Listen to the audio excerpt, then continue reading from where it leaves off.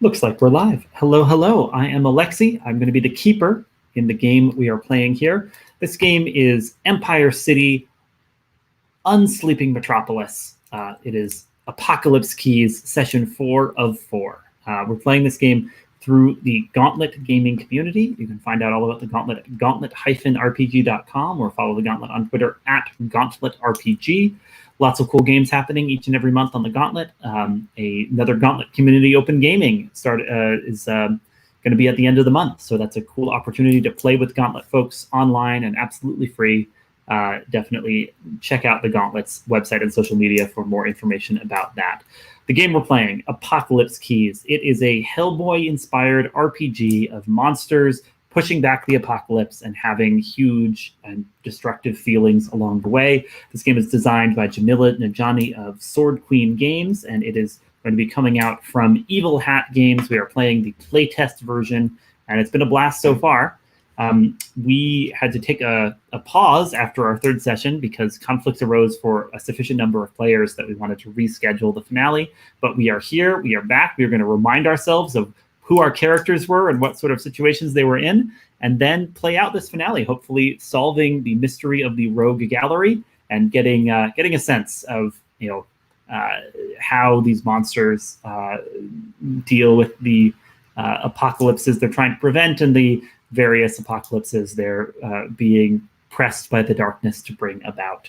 The setting is Empire City. That is a shared urban fantasy setting for Gauntlet Games. It's New York City with a supernatural side, and we've played out games of, say, Urban Shadows set in the Empire City, under the Empire City banner, and this game of Apocalypse Keys is continuing with that, so we can draw on things from the real New York and add our own supernatural spin to them.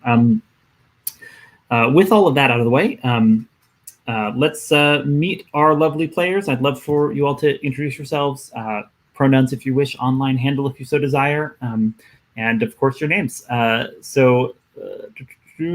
call on you in character keeper order. Stephen, you're up first. Hey there, I'm Stephen, he, him. I've been here in the Gauntlet for 2 years now. I have nothing else to add. That's legit. Good to have you here.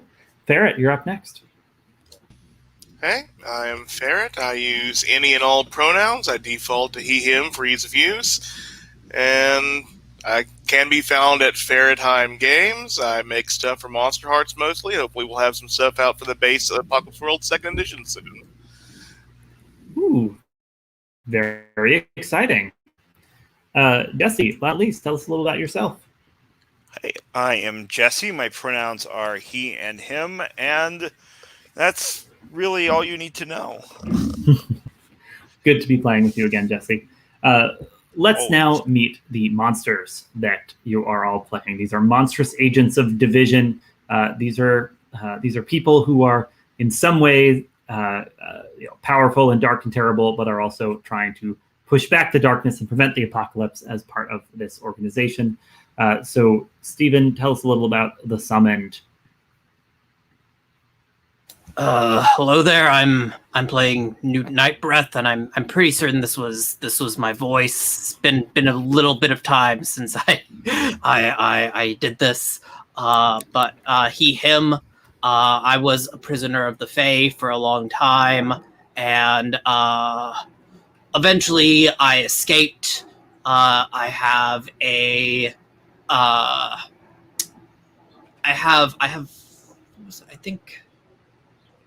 I think green orange skin, I think was how I described it. Tail, a portal to the shadow magic of the Fae, shadowy realm of the Fae in my chest, and I am destined to find love for the last time, fall in love for the last time, and open an ancient door of power in my heart. Yep. Yeah. That is the prophecy that haunts you when you fall in love for the last time. The door will open in your heart, and the world will be destroyed. So that's all pretty exciting. When we last saw Newt, what was he in the midst of? I think I punched Yawa's mom's head off, and I think I had grabbed now Yawa the lamp and crashed through a wall with he/it, and I think that was the last thing we saw of me. Yeah, that's all entirely true. To elaborate on that, the next character we're about to meet had become a lamp in the midst of a magical duel with his estranged one-time mother figure, the leader of a cult he was once part of, and this resulted in him becoming a lamp, to the great distress of Newt, who had developed feelings for Yawa. The two of them had gone out dancing at the beginning of the last session. Newt seemed to be taking it pretty seriously and was upset that Yawa had become a lamp and vented these feelings in a display of monstrous violence. Anything else we should know about Newt? I did just take a new move from the found. It's there all the way down at the bottom. When a PC is torn between and must make a choice, I may reach out to them physically and tell them why they shouldn't be afraid. Ooh, and in that case, I mark a condition and ask them, how do I help you believe in yourself?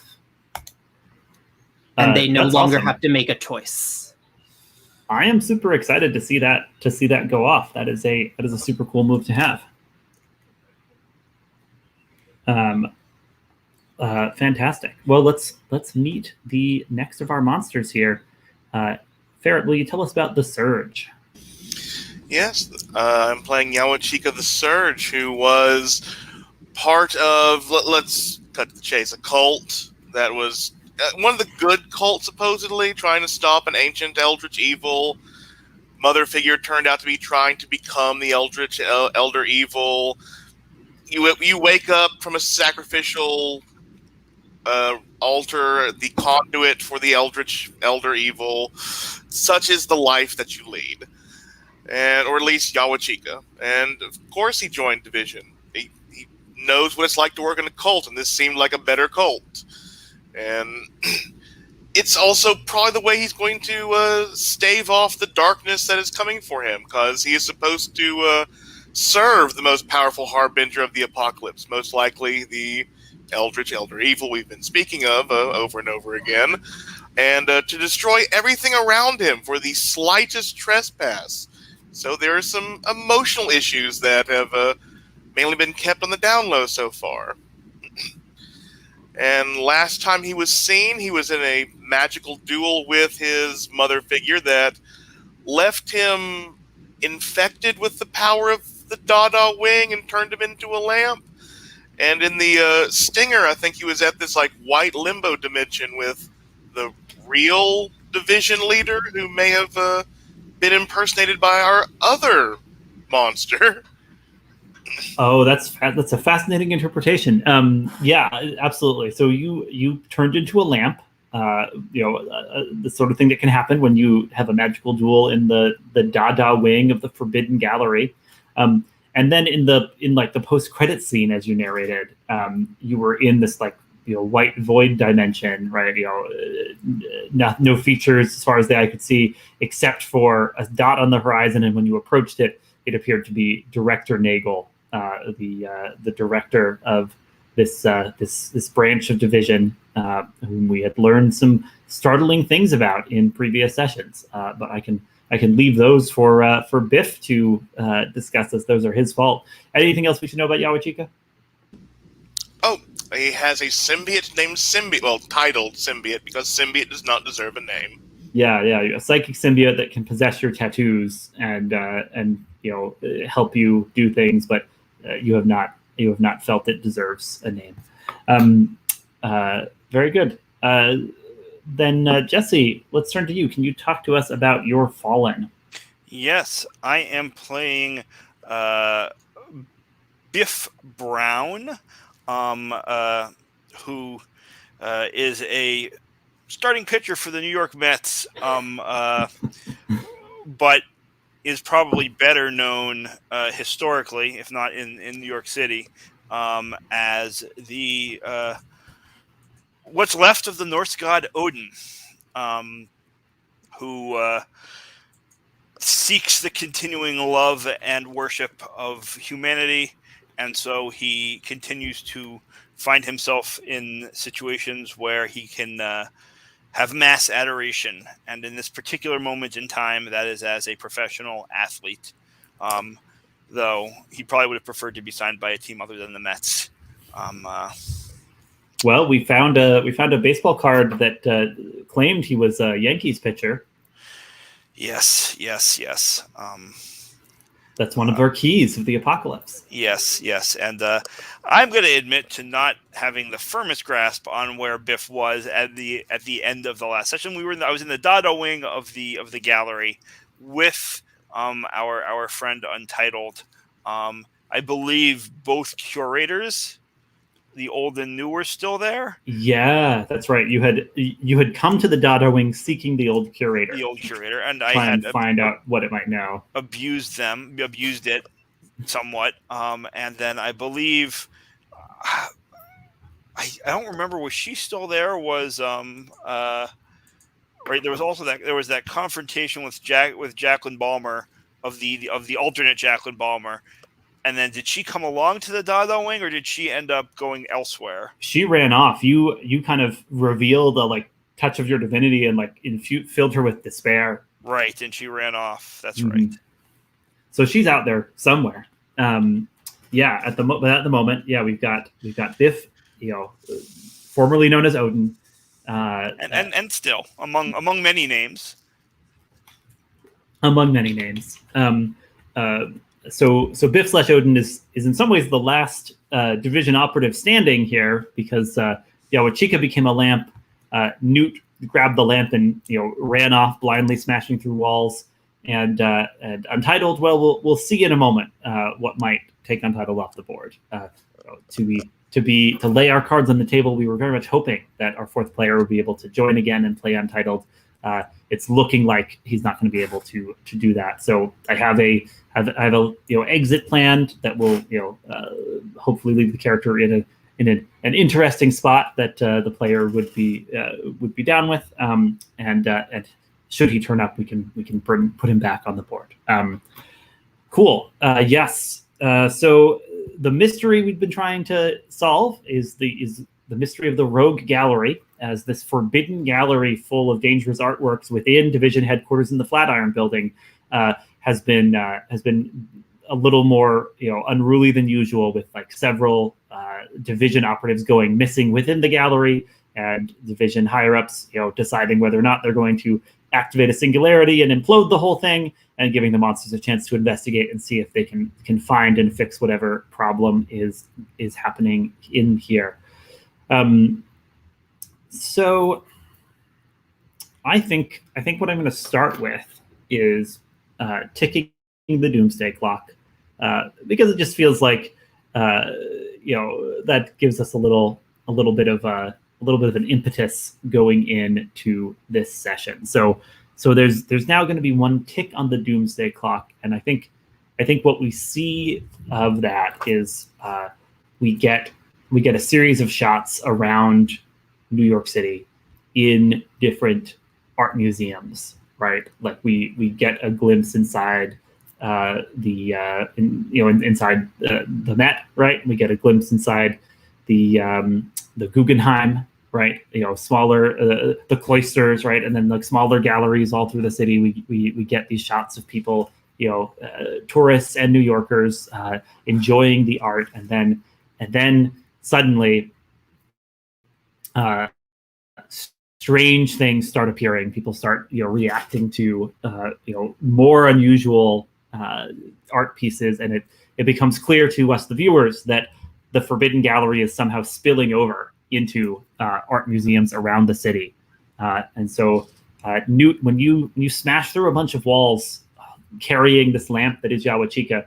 Where you pause and catch your breath is the Guggenheim Museum itself. You're looking down that grand central spiral, right, as you're surrounded by museum goers and also by kind of little bits of art that have clearly come spilling out from Division's gallery, right? Like there's a sculpture made of knives that are kind of like laughing wickedly to themselves, and you're like pretty sure that's not something that a regular mortal artist had put together. So the tick on the doomsday clock is the gallery overflows into the city.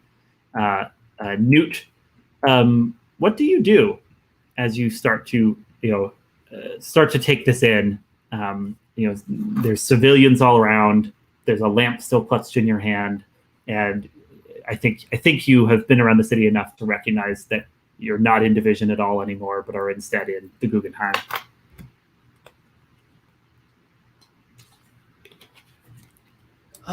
Yeah. I think that I'm a little bit confused at first when I look around. And how populated is the immediate area surrounding me by not the crazy magic stuff, but by random people? There's dozens of people around. It's a museum in New York City. Okay. I didn't know if they had already started running away when all the craziness went down. There's only so much craziness right now. There's you, and I'm sure some people are starting to give you sidelong looks.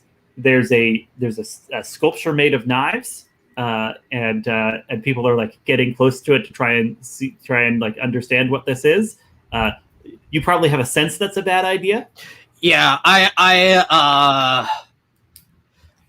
kind of is there a hole in the wall behind me, or is that also gone? I look behind me. This is all probably in character of me figuring out what's going on. Oh, totally. Yeah. There's a hole behind you, but as you watch, it changes from a hole smashed through the wall into just a door to another exhibit. So it's kind of covering its tracks to make it all seem like this is normal and people shouldn't be worried by what's going on. Right. Well, you'll excuse me, folks, but we are doing some unplanned renovation of the museum today. So don't get near that. Don't get near that. And I still have the lamp in one hand. Right. Someone's like, who are you? You're what? Why are you dressed like a lizard man? That is a good question, sir, and you will get the answer to that if you simply proceed immediately to an exit. Fascinating. Sounds like you might be trying to enforce your will on someone to get these civilians. Yeah, I'm very politely enforcing my will to give you a wide berth here. Cool. Let's see. Are you taking any darkness tokens?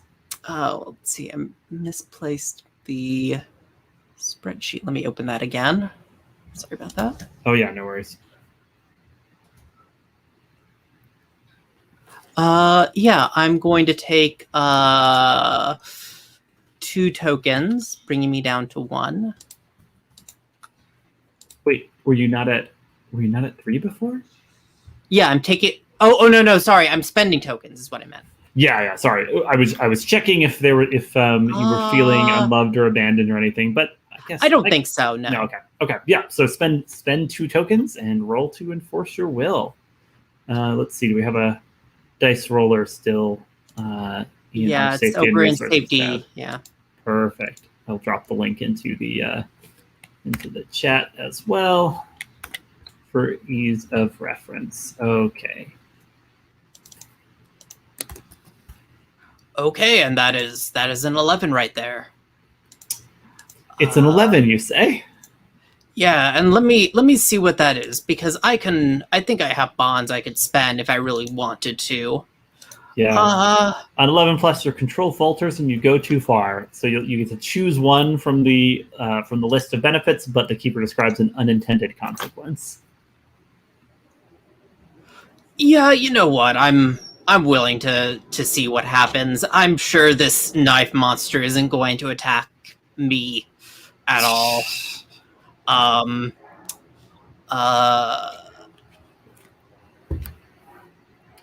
Unleash the cool. darkness, reveal October. Where is the? This is in the basic moves, and we're looking at the move Unleash the Dark. Oh, Unleash the Dark. Okay, when you right. enforce your will I was on missing. someone. Yeah. Yeah. Yeah, I'm gonna get what I want from them. Which is to usher them towards the exit. Yeah. Yeah, I like that. Cool. Yeah, so like the people all around are kind of like muttering to each other, but as you insist and gesture emphatically, they're like slowly kind of like filtering down the big spiral of the museum away from this shiny new exhibit they all wanted to check out. I think I think the key unintended consequence.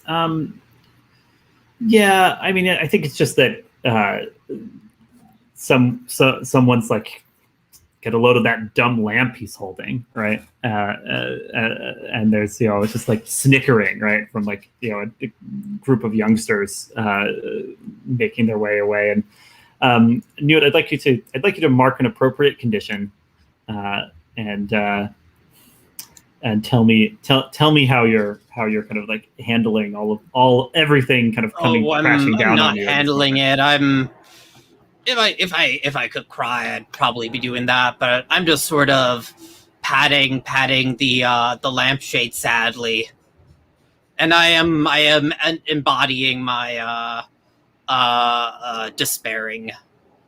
How much darkness are you taking for that? I'll take I'll take the 2. All right, yeah, taking some more darkness, and like behind you, the knives in the knives in the sculpture kind of clink ominously. Let's cut away to Biff. Jesse, you were mentioning that you had a start of session move to kick us off here. Remind me how that goes. Yes, so I have a start of session move, which I took from the Fallen playbook. I'm the Fallen from the last playbook, I believe. I am the last of the Norse gods. And at the start of each session, describe a memory you have of your people. Choose to speak with love, sorrow, or both. Say what you hope for. Spend darkness tokens, and roll. And I think here the memory is just sorrow. Like leaning into despair. And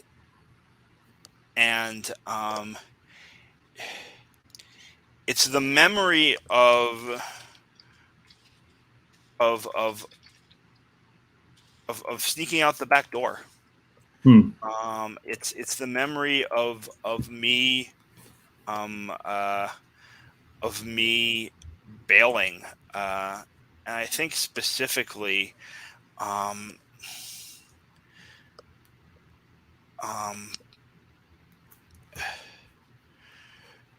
right, Ragnarok is this event, which in the Eddas is like described very obliquely, right, and it's as the sort of the end and the new beginning, and I did not want an end, and so I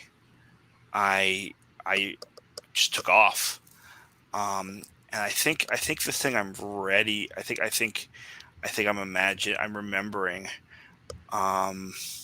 is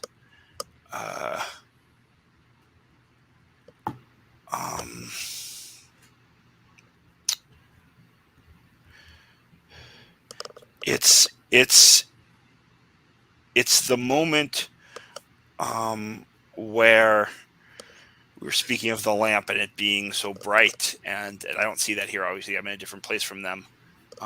But the sun going out at the end of the Fimbulwinter, and like just watching my family, the Aesir, go out to war to fight Fenrir. Right, the wolf that we're supposed to go to battle with it. I'm as described in one of the Prozettas, I think. Like Odin fights Fenrir with Thor at his side, but Thor can't come to help.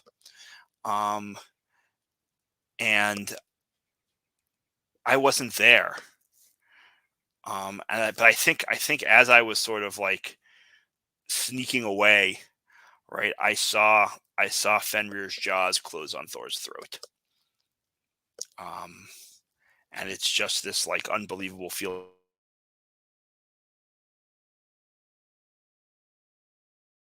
Some self-loathing there, but also, maybe under that a little bit of pride, right? I survived, and that's important to me as a character, but mostly sad, right? There's sadness more than anything else. I spend darkness tokens in roll. I have 8 darkness tokens. You have 8 darkness tokens. That's true. And so I think I'm going to spend a lot of them, and if I go over, right, on 11, my memories choose dark, and you're going to give me a dark omen or significant complication.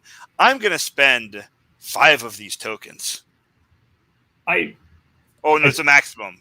I want to double check what the maximum is. Yeah, there's a maximum. There's a maximum. It's not 5. It's like 3 or 4. I think the maximum is 3. Yeah, all right. Ready roll. So I'm going to spend 3, which means I will be torn between. Great. Let's start with that +3 roll. Yeah.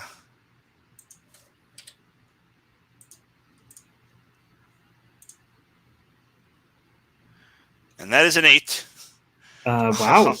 Meaning it actually is the sweet spot. Yeah, that is the sweet spot. So that is quite nice. So I get an epiphany. Choose two things that your memories give you here. Yeah. So I mean, I think first of all that there's no. So there's 2 things. I think number 1, I can't have a fellow monster remind me of someone from my past here. There's none of that hope here. This is all sorrow. But the tragedy. Do you feel sorrow for your fellow monsters given the situations that they're in right now? I don't know what. I mean, I don't have that information really, right? Okay. We haven't talked about what. So I think what it is that number 1, the tragedy of my people is haunting me. I think I've described that. Right, their loss to the world and my loss of them. Yeah, like my memory was that tragedy of my people haunting me. So I'm going to gain a bond on what the darkness demands of me. Yeah, absolutely. Spend some of those. I got a bunch of those. And then, I mean, it's the long overture of the apocalypse. Like, here's the thing. Because Ragnarok never consumed me. All right, I was never lost. The cycle couldn't start again, couldn't be renewed. But I think that's what's still seeking me out, right? And that apocalypse, right, is what is as yet incomplete, and it's the creeping, right, the creeping chaos, the increased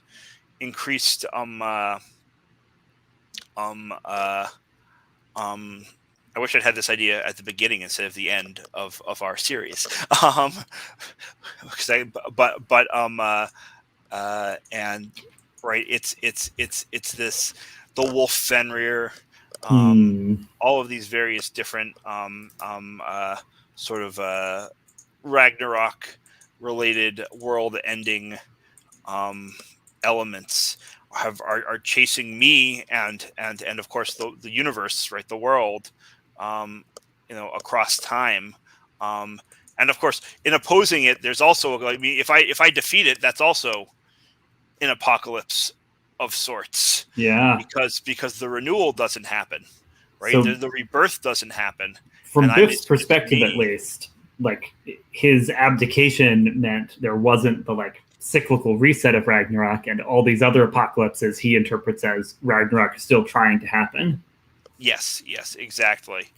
And also, right, there's a weird way in which if I ultimately defeat Ragnarok and I'm not able to be, as abstractly, right, as I'm not able to ultimately be killed in order for the rebirth to start, then that's a different apocalypse, right? But that's still, right, the denial of rebirth is also the end of the universe. Yeah, absolutely. And I think as you're mulling, as these things are kind of crashing down on you, right, like in reaction to everything starting to become chaotic within the gallery, I think you catch sight of a painting you could have sworn wasn't there a moment ago, but is now hanging on the wall. It appears to be a portrait of you, but one of your eyes has been replaced with a sunflower. Just, just kind of, this glorious Van Gogh sunflower over the eye that is your lost eye that you paid through which you paid for mystical knowledge. I will put that in as a clue. Wonderful. I think I turn to if you want to, I turn to Untitled to point this out. Yeah, if you want to use that as a moment to.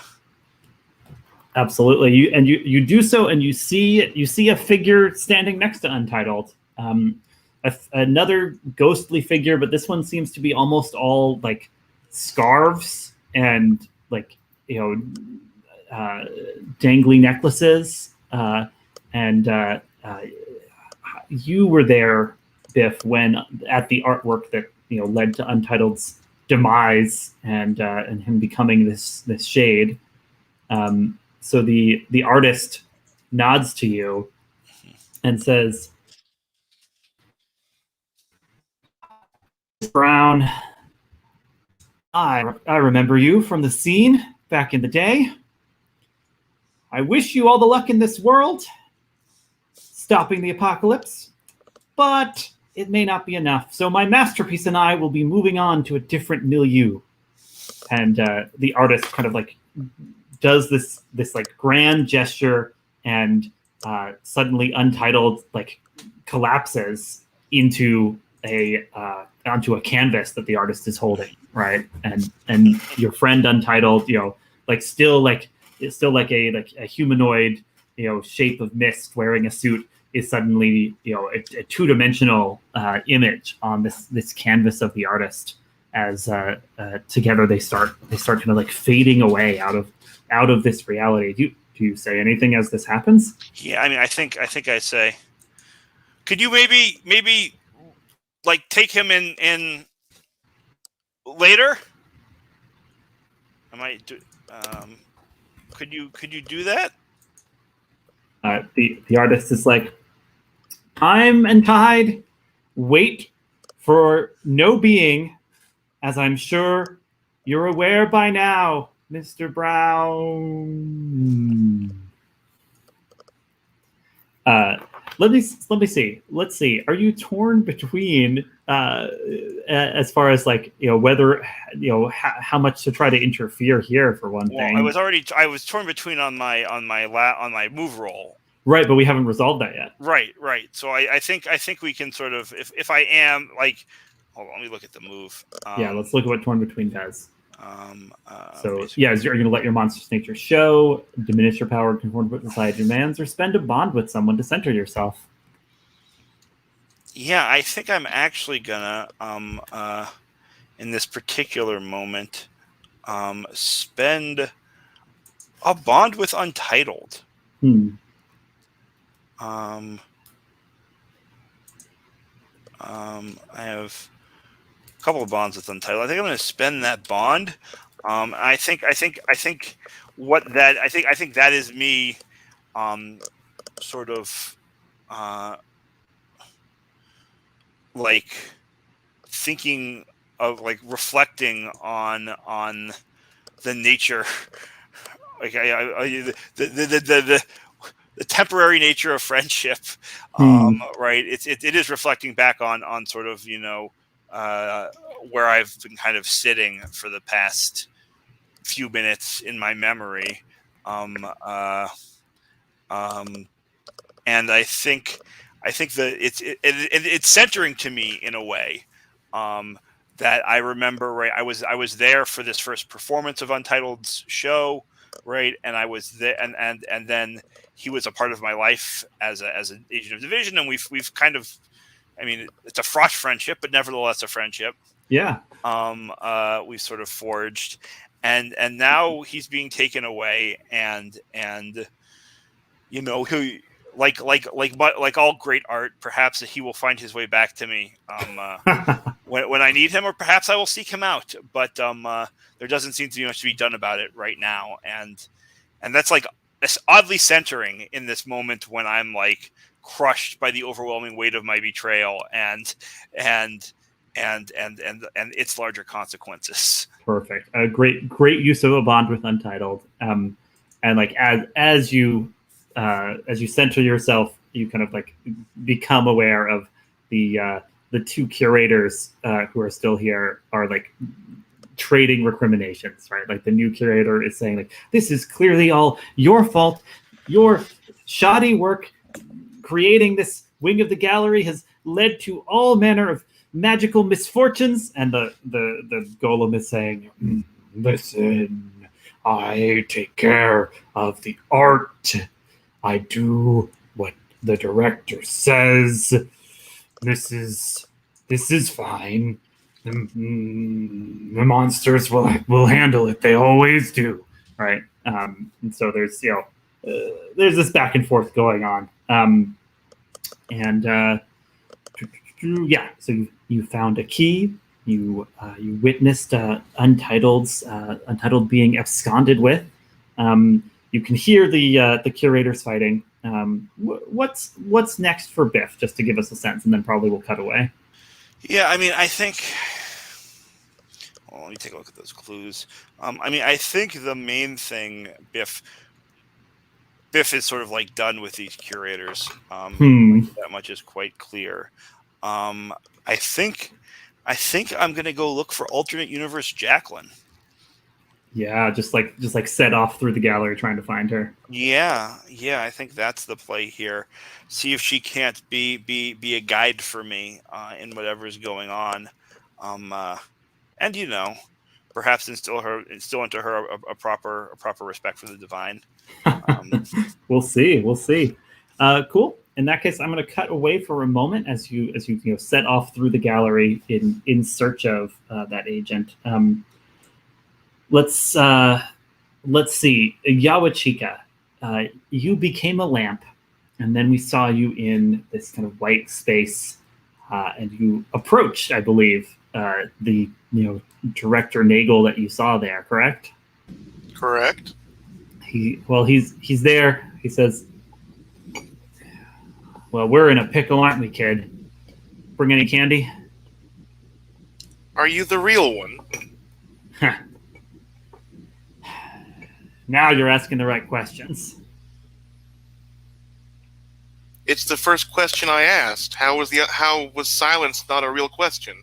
Silence is nothing. Are you the real you? Ah, I see. The question is deeper than it appeared.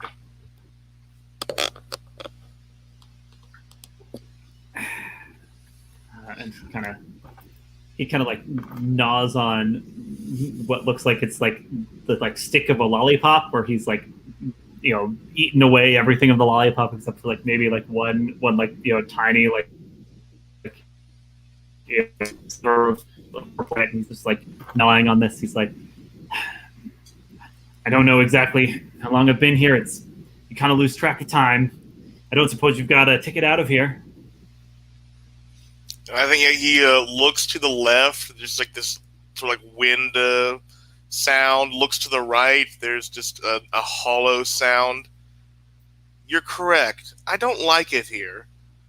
I don't think this is my destination. And I think he just begins to, he's like throws a punch that almost hits Nagel, but then like it literally starts hitting the essence of the universe in front of him. And Yawachika just keeps trying to punch away at the wall. Like maybe the lamp is flickering on and off in real life. This is happening, and I think he's on a knife's edge. Oh boy, let's charge that up then. Cool. Yeah, and I think like Nagel like jumps back a little. He's like, "Whoa, watch it!" Right as you're just punching reality right in front of him. When you give into your true power in an effort to control it, spend darkness tokens and roll. Go ahead and tell me how much darkness you're spending here. Just because I want to risk a overblow, I'm spending 3 of 4. 3 of 4 as you kind of channel that power of yours, the power of cosmic energies and angelic fury and beauty. Is that? Yeah, that's my new one. Oh, that's your advance. You took an additional ability there. Yeah, and like our wonderful Fallen, I got only an 8.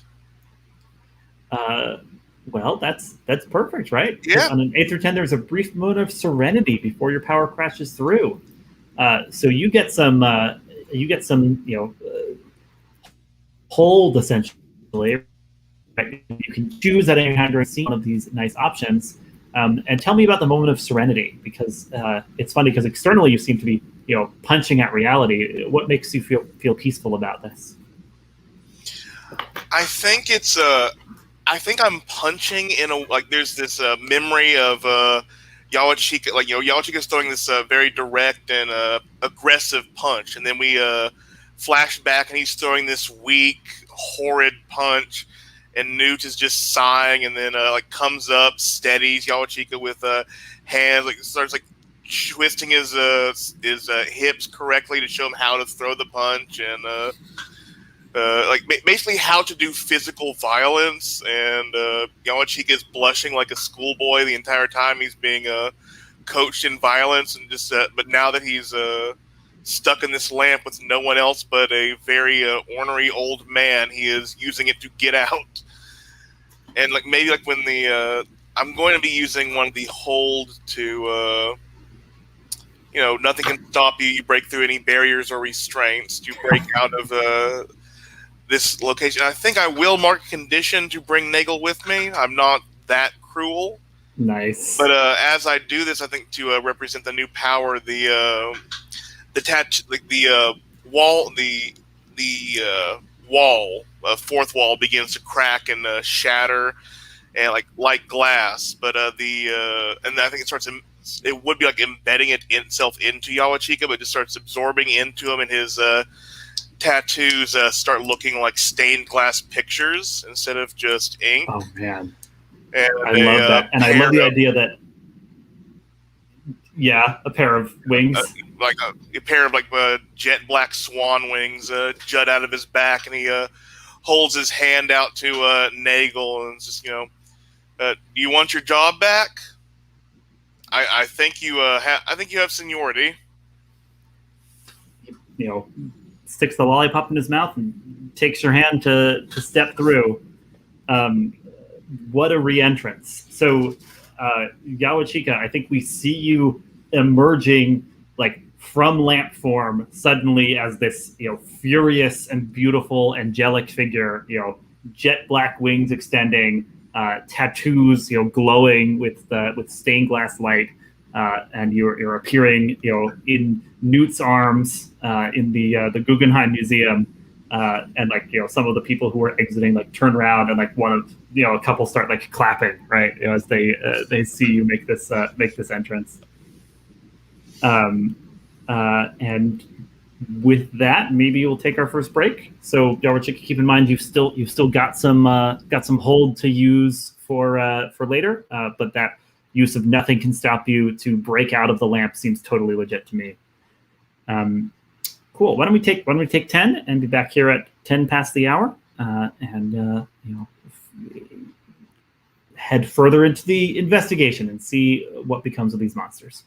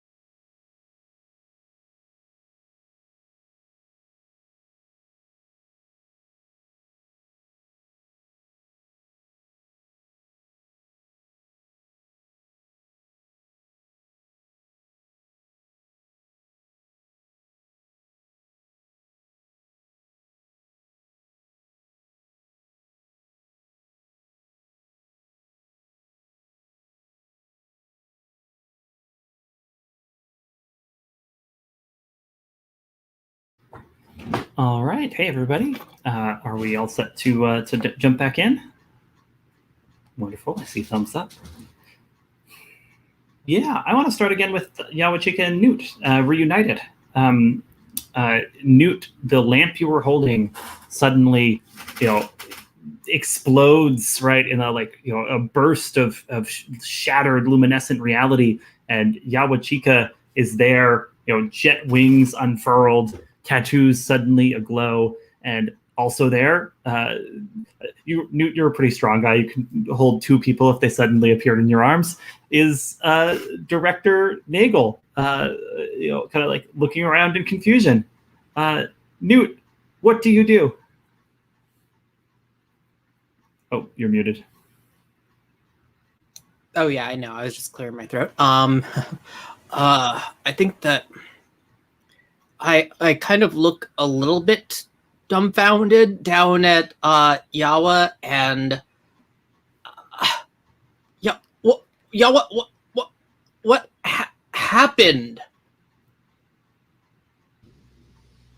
I didn't like where I ended up. I like it here better.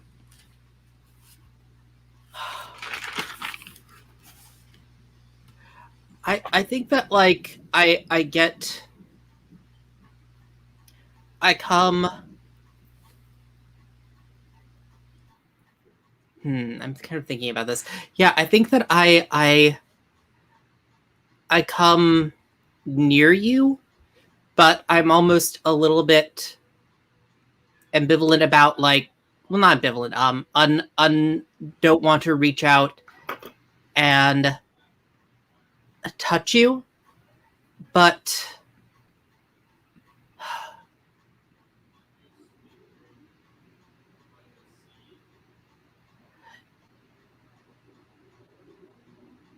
Yawa, I think that you got hurt because I let you get close to me.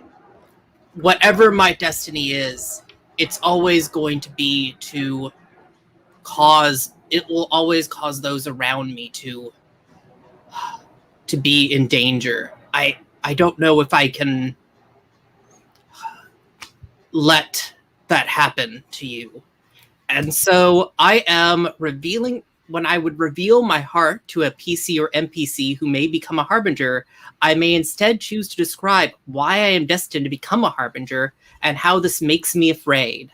Oh, that's amazing. Is this humanity was a dream? Yep. If I do, mark one ruin, and the harbinger within you stirs and reaches out to the other person, bringing your hearts far closer than any confession ever could.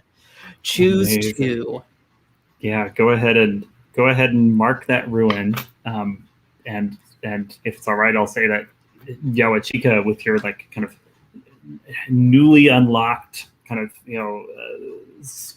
almost like celestial consciousness, right? You look and you can see plain as day the ancient door of power in Newt's heart, and it's like it's calling to you, right?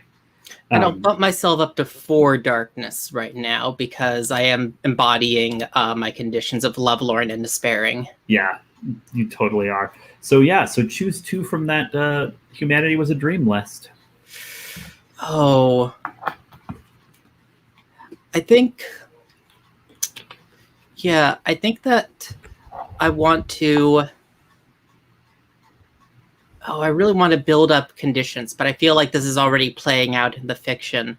I'm going to first off reveal a beautiful shared memory, and we both get 2 bonds on each other. And I think it's that you were there when I was summoned, right? That was what we worked out, Yawa. I think it's that the first moment where I was summoned and I awakened, and maybe you were crouching down, staring into my eyes as I awakened. I think this is a beautiful memory, right? Yeah. I think maybe everyone else, all the other human-looking people, were just afraid, angry, or they had negative emotions on their faces. I'm the only one that's holding up my hand and have a positive emotion on my face. Yeah. And so we both get 2 bonds on each other. Powerful. And I think I reach out to you, and this is playing into another move I'm going to have to make right after this. Whatever happens, whatever dark destiny is approaching us, I promise that I will never let you come to harm. I love you, Yawa. And this is gonna come up. I'm gonna have to make another roll for this afterwards, but let's finish this move first. So promise that you will always protect them even as a Harbinger? We both clear a condition. Both clear a condition. Sweet. And then the Harbinger within you resonates with the Harbinger within them. And here's the rider on that Humanity Was a Dream. Yawachika, if you mark 1 ruin, you can choose 1 from this list. Reveal a hope you have for Newt. You clear a condition. Talk about the good old times to help Newt believe in the dream of your humanity. You both mark XP. Or promise to never abandon Newt. Remove 1 ruin advance and you take 1 ruin advance, I think. Yeah. Because it's all framed from Newt's perspective. So if you promise never to abandon Newt, you actually juggle ruin advances here, which is crazy. Mark Yawachika, do you mark 1 ruin to choose 1? Yes, I am. I'm going to do that, and so I get to make Newt reveal a hope they have for me. I think it's the other way around. No, you reveal a hope you have for me. Gotcha. The you is in this move is directed to the person triggering it, which is me. Gotcha. So I think that's the one I will choose, and I think Yawachika just will step forward and puts it there's that dual screen almost. One Yawachika stepping forward to the door that is Newt's heart, and the other walking up to hug Newt and during this entire time. And so there's 2 if this is a comic book, there's 1 panel of what's going on in the gallery and another panel showing this Harbinger interaction going on, in some dark spiritual space here.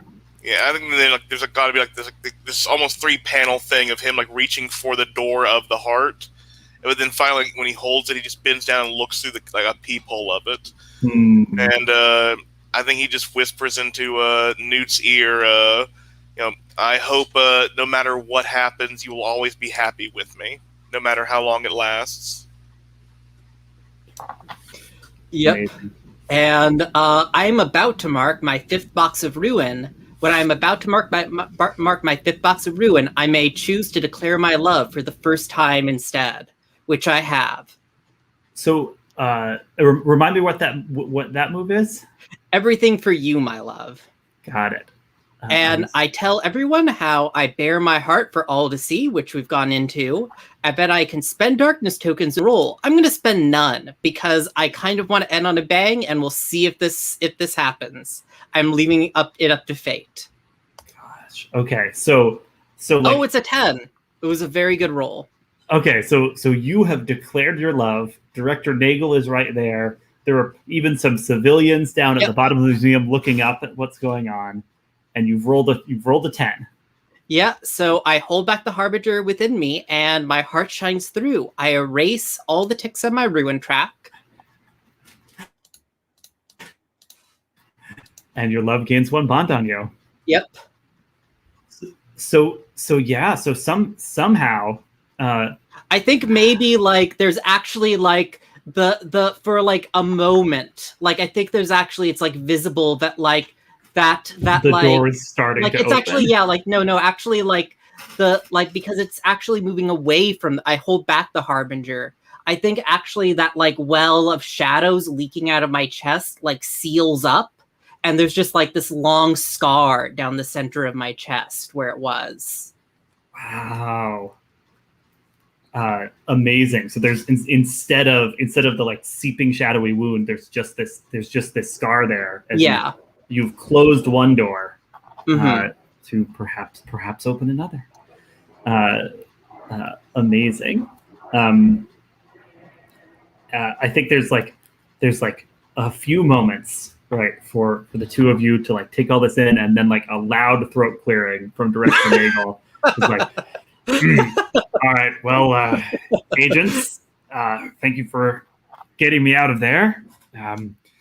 If you don't mind putting the heart-to-heart stuff on pause, I believe we've got a mystery still to solve. Newt turns magenta when he interrupts, but go ahead. Great. Yawachika will hold up a hand, like point in a direction. You know the gift shop has candy. Tempting, but I do want to point out also that these paintings are changing. And if you look around, you'll see he's right. That the like abstract paintings that were along this hall are each like visibly kind of altering. Like there's ripples like spreading from that door that Newt had smashed through earlier, and the paintings are becoming more strange, right? More division-y. I think even like elements from your old adventures are appearing in different forms in these paintings. Like there's definitely one that now has like a abstract shattered Temple of Dender suddenly like looming up in it, and another one is you see it suddenly full of the like the gnashing teeth of the hounds of the Fae's Wild Hunt, right? So like there's something strange happening to the paintings all around. Yawachika just shakes his head a little bit. My apologies, I was distracted. And he will I think he like smiles with angelic beauty at Newt, and then there's just like his wings snap, disappear, but I will use my last hold to find a key at great cost. Oh, I forgot you had a hold to do that. Allow your power to reach out to the ancient door of power and open yourself up to the answer. Uncover a key at great cost. Yeah, absolutely. Absolutely. You're like taking a close look at these paintings, right? And you see that like one of them is kind of seems to be like slowly changing from this very like red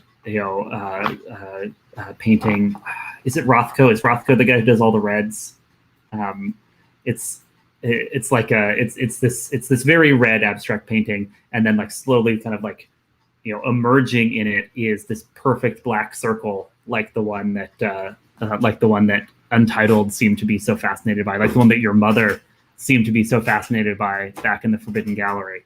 So the clue is an unfinished copy of the creepy black sphere painting, and I think the great personal cost is I'm gonna ask you to just to mark a ruin as you contemplate, like whatever it is you're thinking about when you think about the fact that your mother figure was here and then turned on you again and then died very suddenly, like whatever emotions are going on there. I'd love to hear how that results in a ruin. Oh, that is definitely going to be emotional, as that results in my I think that was my final box of it's almost a final box of ruin. Okay, all right, indeed on the knife's edge, but you found a clue.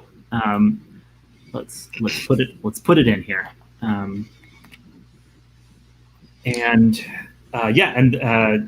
Yawachika, do you point this out to your allies? And I think he grabs the painting, takes it off, takes it off the wall, and it's like this is the one that matters. And then he just in a fit of rage as the other paintings, like I think like there are people still standing around oohing and awing, and he wants them to leave, so he just turns around and with a wave of cosmic energy just annihilates the rest of the paintings, even if they do belong to the gallery. Wow! So you're just destroying a bunch of priceless modern art in the Guggenheim Museum. Yeah, to get people to leave. It's like this is the important one. Everything else is peripheral. Destroy it. Are you taking darkness as I you think I am. I think this is give in to your power, or feel overwhelmed or numb? Like, is that? yeah, I'm letting my power. I think my power is. This is more the Eldritch Evil, just getting rid of human accomplishment, as it annoys her. Oh. But I will take a 3. Take 3 darkness tokens. Absolutely. Cool. Then I might cut away back to Biff at that point. Biff, you were moving through the Forbidden Gallery, trying to seek out the alternate universe Jacqueline that you'd encountered last time. So I think you move through a number of different places, right? You walk through the sculpture garden. You go down the famous long hallway of the gallery, but then you get to the great orrery, where the curators of the Forbidden Gallery have gathered many of these like armillary spheres, right, and other kind of like astrolobes and kind of models of the cosmos into one space. And as you step in, you hear someone kind of like singing somewhere in this space. Take me out to the ball game. Take me out to the crowd. And it's definitely her voice, but she hasn't made herself visible. She's somewhere in here singing this at you. Psychic? Oh, I'm so much more than that now. More than psychic? Yeah. Can you come out here, please? Excuse me. Rewind. Come out here. Going for the commanding approach. Biff is not polite. I think you hear like a.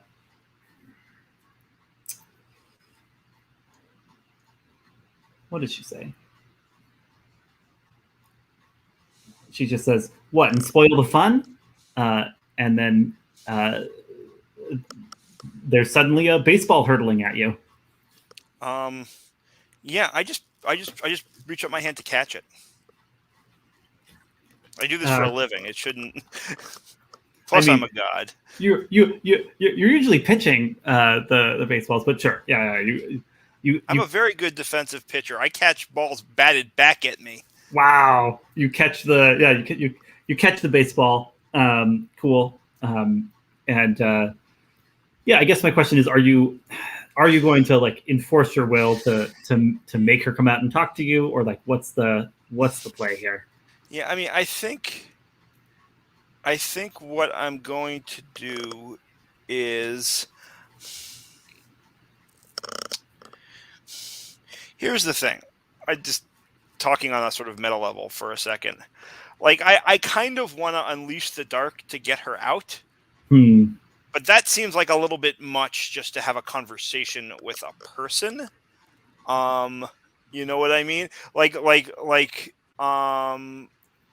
remember, this version of her is an agent of like her world's division, right? Like this version of her. I mean, I understand that she's a monster. Yeah, you know what? Yeah. I mean, I guess the question was, how threatening was that baseball?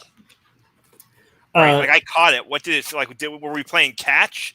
Was I like, did I just barely avoid having like being knocked on my ass? Like what was the? Yeah, no, that's a great question. I was kind of gonna like decide if there was a trap in it based on this next roll. So, but it's cool. It's cool with me if we kind of build in more details here. I think it's an ordinary baseball as far as you could tell. Pitched by someone with superhuman strength. So like you catch it and like either stumble back or find yourself like bracing yourself not to. It was like thrown as a violent projectile. Is the yeah. So yeah. So I think I call out in a voice that booms like thunder and crackles like lightning, and I say, "Jacqueline Balmer,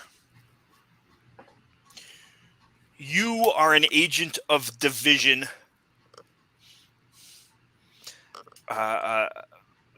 Charged to hold back the apocalypse in its many forms. Don't you dare hide from me like a child. And your words once swayed gods and broke the gates of heaven. When you speak in your true and ancient voice, all living mortals are driven to despair. When you unleash the dark and enforce your will socially or emotionally, you may choose to mark one ruin. If you do so, treat the moves as if you rolled an 8 to 10 and choose 4 options instead of 2. Oh man. Okay, so this is your ruin move. Tremble before me. Yeah, Fortunately, she's come back from death at least the one time, so... Yeah, I mean, it's a powerful move, which is why I was like reluctant to just sort of go there. But I think we can flavor some of these choices as things that can have like broader consequences. Yeah, I'd totally buy this. So you don't need to roll. You're just marking ruin and picking your benefits here from Unleash the Dark. Yeah. So number 1, I'm going to avoid reprisals, harm, or cost. Okay. So the ball is not going to turn out to be a trap. Yeah. I'm going to get what I want from her, which is her complete cooperation. And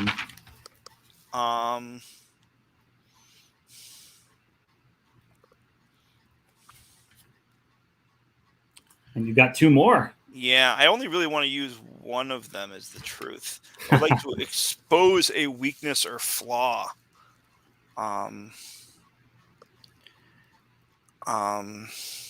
I think plausible. I'd also say like gain the upper hand for now can like plausibly be a thing about the conversation too, right? Like if you're if you want to be in charge, right? Want to be like the lead on this.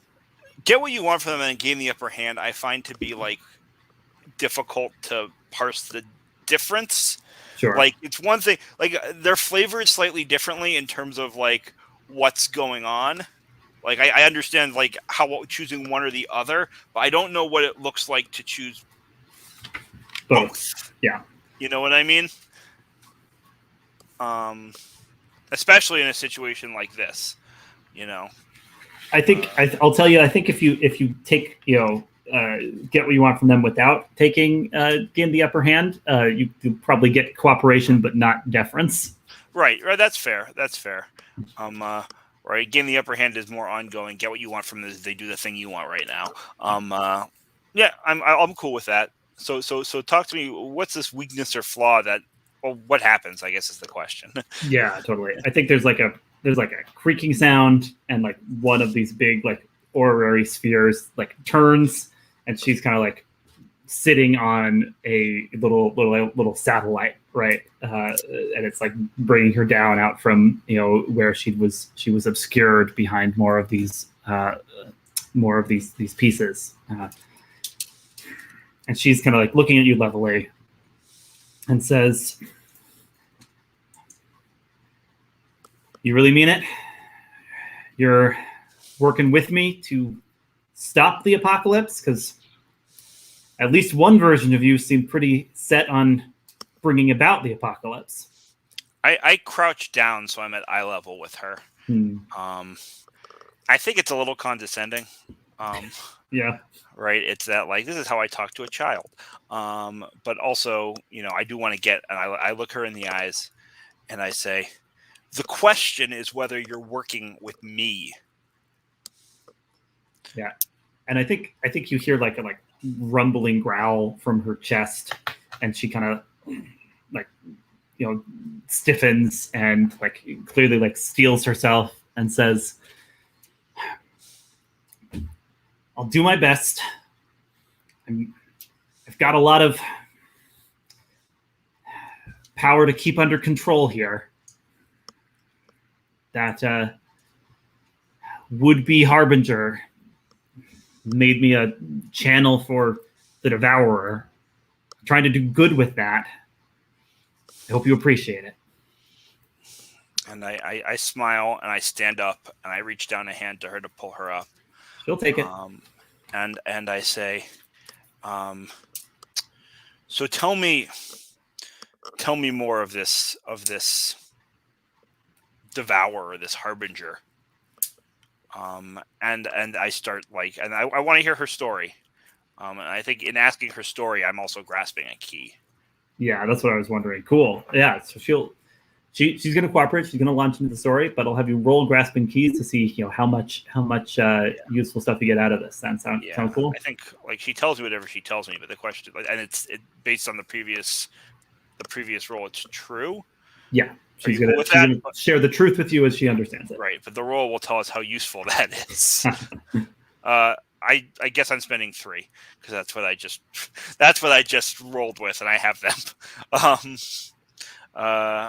So that's a 10, which is excellent. Very nice. And I'm gonna have to be torn between again. But do you have? Oh no, because I spent them. I don't. Okay, good. Yeah, because it's after the roll. Yeah, not before. Nice. And anytime you uncover a key, the keeper will tell you what it is. Perfect. I think. I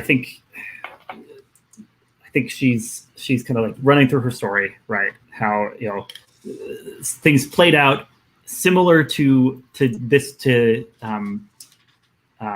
reality you live in, except that you and your fellow monsters did not rescue her from being sacrificed. And the upshot of the sacrifice was much like Yawachika. She became the conduit for the power the harbingers were trying to summon, and then thus became an agent of division. In her world, there's let's see, she recognizes you because you look just like Director Nagel, but also she's suspicious because her world's Director Nagel told her there was an evil version of himself out there with one eye who was trying to bring about the apocalypse. And she says she only started to wonder if this story was true when she was investigating, when she was going through the Forbidden Gallery in her world, and she kind of found bits of other worlds starting to leak into it, and at kind of the Nexus, she found a room full of duplicate Director Nagels just standing there waiting. So that is the clue. A room full of duplicate Director Nagels. Well, under other circumstances, that might actually be delightful. But I see the concern. Well, come now. I have a vague recollection that she's a doctor of some kind. Was she a vet? Was there She was a pet psychic. Right. Well, she was a pet psychic, but did she have a coverage? Oh, she was a pet psychic with flyers out on telephone poles kind of deal. Yes, exactly. Got it. Okay, so never mind. Madam Balmer. If you don't mind, let's see if we can track down my colleagues. Perfect. And I'm happy to say that you are able to just to navigate through the Forbidden Gallery and eventually reach the place where it's opening up into the Guggenheim where the other monsters are, unless other monsters you want to be converging on at a different point. No, that sounds good to me. Yeah. Okay. So we'll say that Biff and Jackie, you make your way through. You see other places where the gallery seems to be encroaching on the museums of the city, but none of them feel quite right till you find an entrance that lands you. Actually, you know what? It lands you at the bottom of the Guggenheim ramp, right? The curling thing, and so there's there's these stragglers there looking up and pointing, and when you see what they're pointing at, it's Newt and Yawachika and Director Nagel up there. Do you head up to join them? I think I start rushing and I shout, "There's no such thing as Director Nagel." Because there isn't. So far as I'm concerned, I invented Director Nagel. Right. Biff, There's no such thing. we left the Dada wing already, Biff. No. There's the gallery is doing something. It's duplicating. I don't know exactly, but Director Nagel isn't a person, and that thing there is not Director Nagel. If there were Director Nagel. Here's my question, Biff. Punch him. Are you unlocking Doom's door as you race up the ramp? I confess that I hadn't intended to. I'm open to it if everyone else is cool with it. I'm just very confused right now. Yeah. And I guess I am then. And here's the theory. Here's my current theory. All right, and we'll collaborate. Hear what everybody thinks and kind of come to a consensus before we roll the move. But I'd love to hear this theory. Right. The gallery is this sort of independent pocket dimension, right? That sort of lives at the edge of all of these different of the multiverse, right? On the seams of different universes, what's happening is it is expanding across them. And kind of melting the boundaries between them as it does so. It's not clear to me. I don't know whether it's sentient and doing this deliberately, or there's it's just like a natural disaster kind of situation. But I think so as a concept, so that's right. So that's what all of these sort of these various different clues are, right? It's the couple map showing spheres labeled the multiverse, right? A forbidden gallery is a contradiction in terms art wants to be free, right? This is the gallery expanding out into everywhere. All of these various different pieces of different universes colliding into each other and overlapping. And the duplicates of Director Nagel maybe taking the art that I created here and using it as a tool, as an agent. But maybe not. I don't know. Those are the thoughts. That's the theory. So your theory is that the gallery is creating these additional Nagels. Yeah, again, maybe not deliberately. Maybe as almost like white blood cells duplicating. But maybe deliberately. I don't know. Interesting. Yeah, Yawachika, what do you think? Yeah, I was thinking that about Nagel. That I think maybe even Biff's creation of Nagel was the edification or elucidation of that gallery. If art can be created in that manner, maybe I can escape. So it started copying Nagel as keys to the different locations. Oh, so the gallery was inspired by Biff. Or awoken, or set free, or however the gallery works. That's fascinating.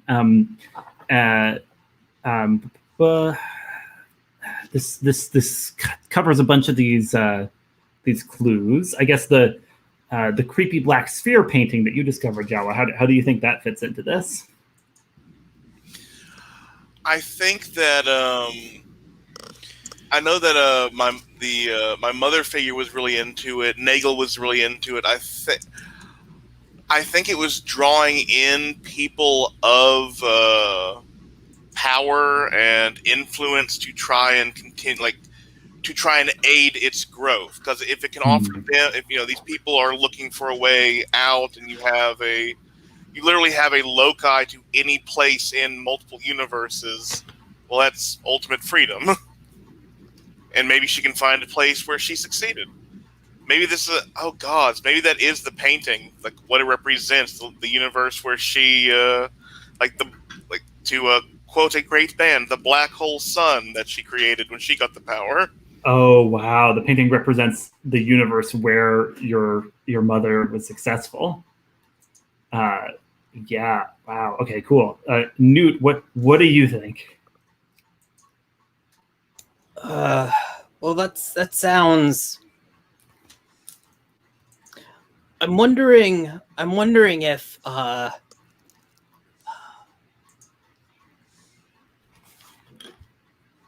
part of the reason, because I'm wondering if the power that's inside Pet's psychic lady, I'm wondering if that this is the entity that they actually contacted. Interesting. If the gallery is the entity that she's now Empowered by. empowered yes. by. That the devour, she called it the devourer, right? She did, yeah. That makes sense. It's trying to devour the rest of the multiverse in a certain sense as it expands.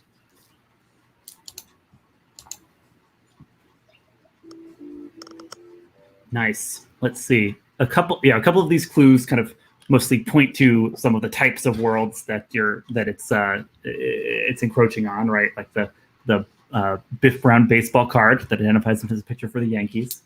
What do we think about the broken mandala mobile? That was something that the old Golem curator seemed to think was significant. It kind of like handed to you as a clue.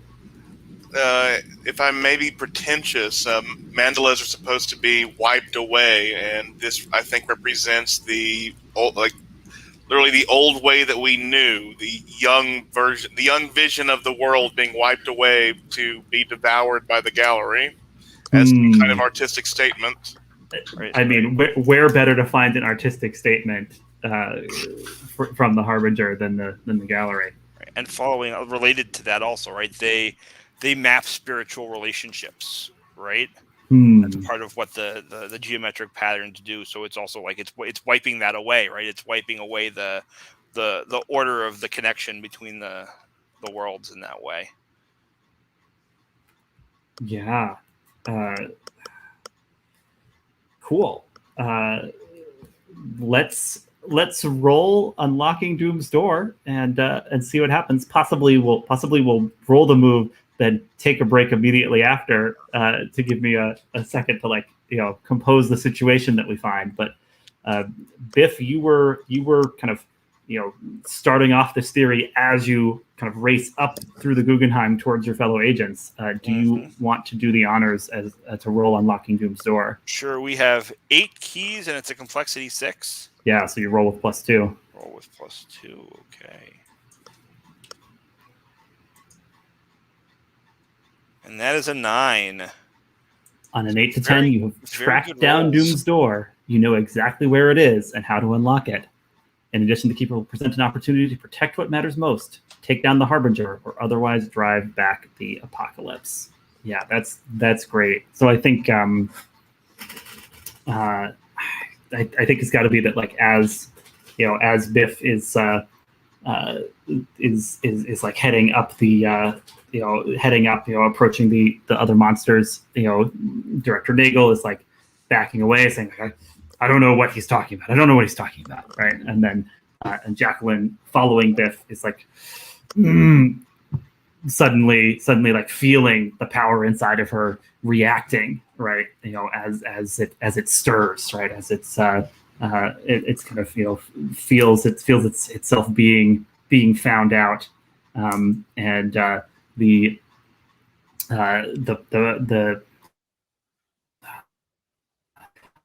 you just a bunch of priceless paintings. I think on the walls where they were hanging, instead, kind of windows start forming, and they're clearly like windows into other worlds, right? And maybe we'll pause there, take 10, and when we come back, see what the monsters make of all this. How's that sound?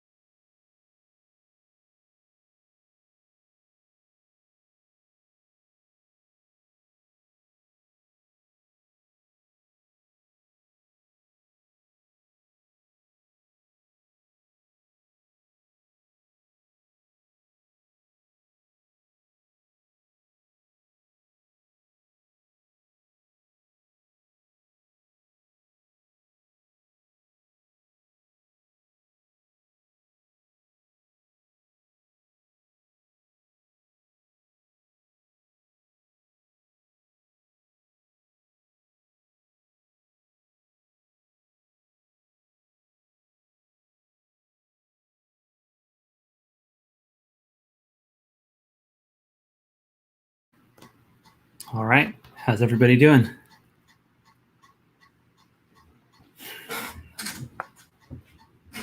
Doom's Door. Unlocked. And let me make sure I give you everything you're entitled to here. You know exactly where it is and how to unlock it. In addition, the Keeper will present an opportunity to protect what matters most, take down the Harbinger, or otherwise drive back the apocalypse. Yeah, so I think you know the gallery itself, right, is becoming this door, right, by bridging all of these different dimensions as per your theory. So I think the in the places where kind of new windows to other worlds have opened up on the walls, you can see these different worlds out there. You know, you catch little glimpses, right? Like Newt, there's a world where you are sitting crowned and enthroned in the Fey realm with your first lover by your side. Biff, you see a world where there are just these kind of monuments to the old Norse gods, and there's sunflowers growing everywhere, right? As if this is the world where Ragnarok happened, yes, but so did the rebirth and renewal after Ragnarok. Yawachika, of course, you have that painting with the black hole sun of the world where your mother had her way. But I think you can also glimpse the world in one of these windows where you are walking through the streets of New York and your tattoos are gone. You are not like pulsing with eldritch power. You are somehow just a normal young person in the city, in that other world. So those are some of the glimpses you have as you look around, right? But the other things happening, right, is Jacqueline is doubling over, and you know, she says, "Oh no, the gallery is the devourer. I don't know how long I can hold it back. You have to kill me."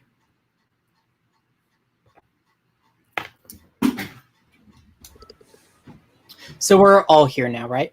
You're all here now. Yes, you're up. Kind of, you know, I did some Google image searching to refresh my memory. You know, the like whole interior of the Guggenheim Museum is this ramp that circles round and round the, like, you know, kind of spherical or mushroomy shape of the building. So you're up. You know, you're like up like near the top of this ramp. Down at the bottom, around the fountain, a few like a half dozen mortal human spectators are like staring up at like this weird scene unfolding, right? Fortunately, Newt ushered them down, so they're not right there, but they are looking up from below. And Director Nagel's there, you know, kind of seeming to be scoffing at what Biff was saying, but something about how Biff said this, you know, has you know, clearly gotten to him though. Yeah, Newt, what are you thinking? Yeah, I think that Newt says,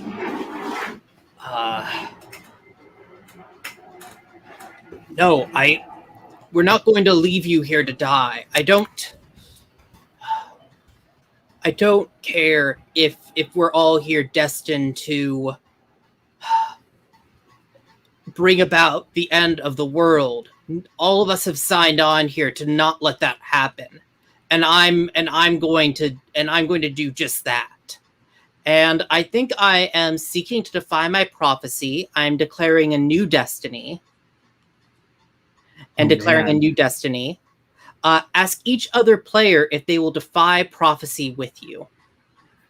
That's great. So you're defying prophecy, saying like, no, we're not gonna like solve this by treating any of us as, you know, harbingers in the making. Yeah. Cool. Biff, will you defy prophecy with Newt? Newt, how are you defying prophecy? By refusing to kill what's her face? I keep forgetting her name. Jackie. Yeah. Who? Jackie. So she's an alternate universe version of Jacqueline. Yes, by basically saying that we're going to save Jackie, not kill her.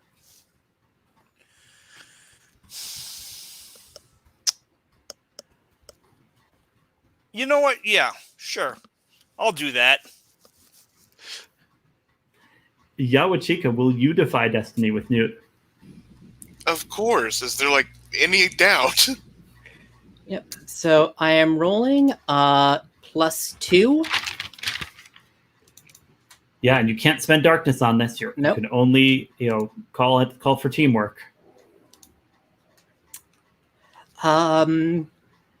Yeah, I think then that on an 8 to 10, I rolled an 8. So on an 8 to 10, the prophecy weakens its hold on you for now.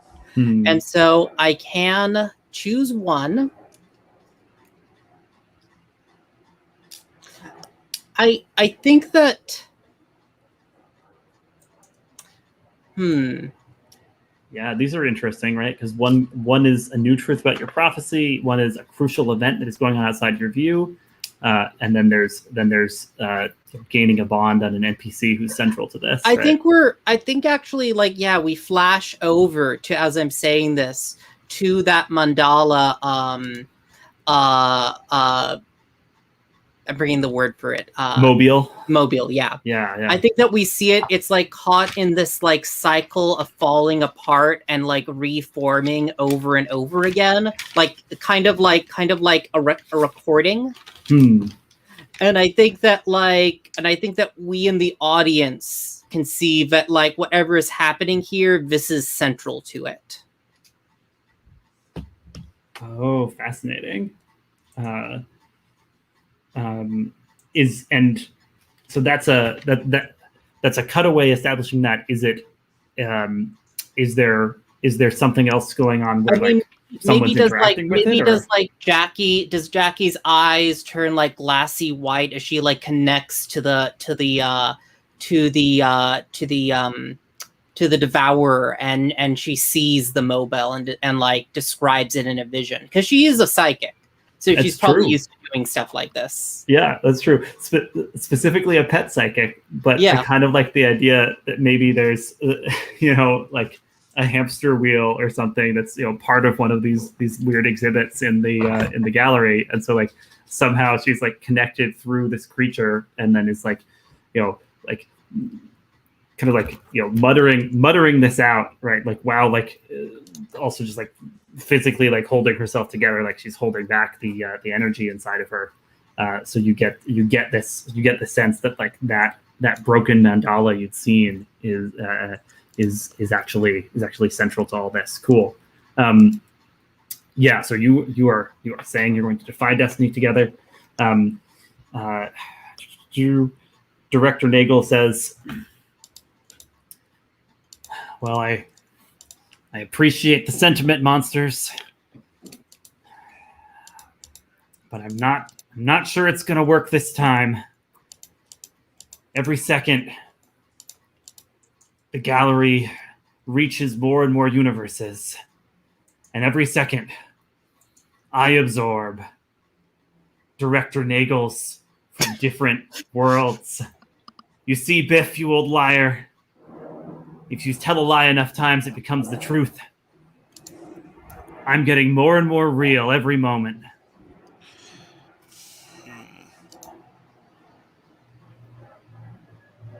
Biff, what do you do? Hold on. I'm looking at something here.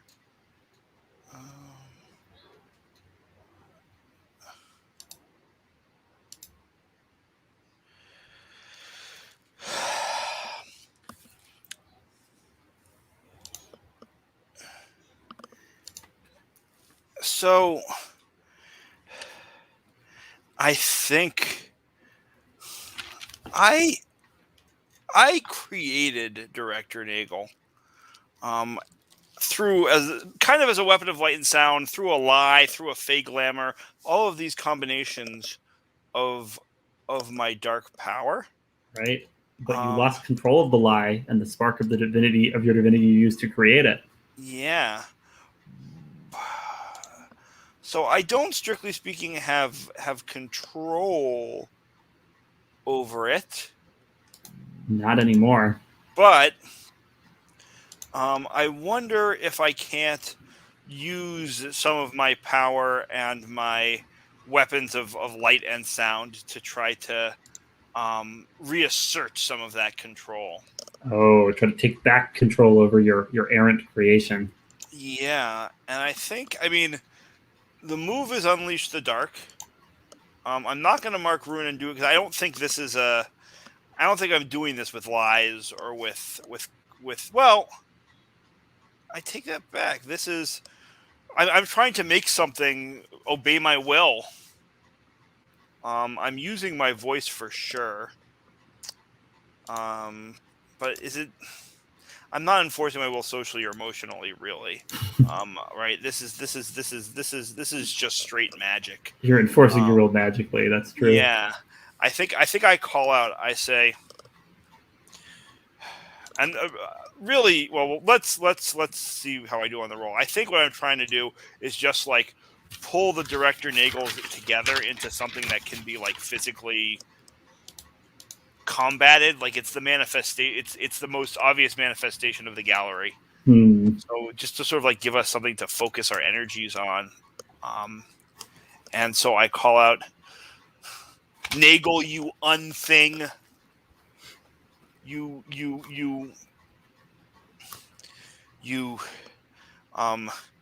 optical illusion with barely the substance of the rainbow and nowhere near its promise. You're nothing and you're mine.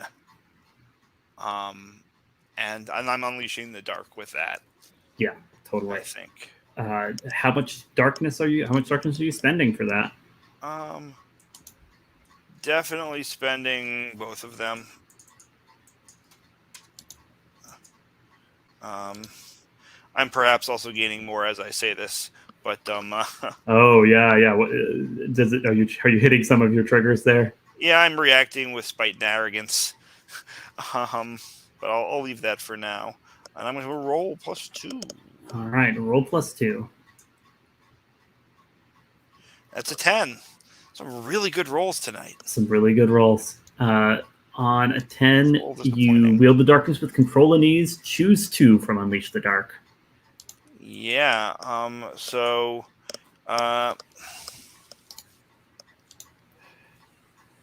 I think I would like to get past their defenses and inflict a condition. Yeah.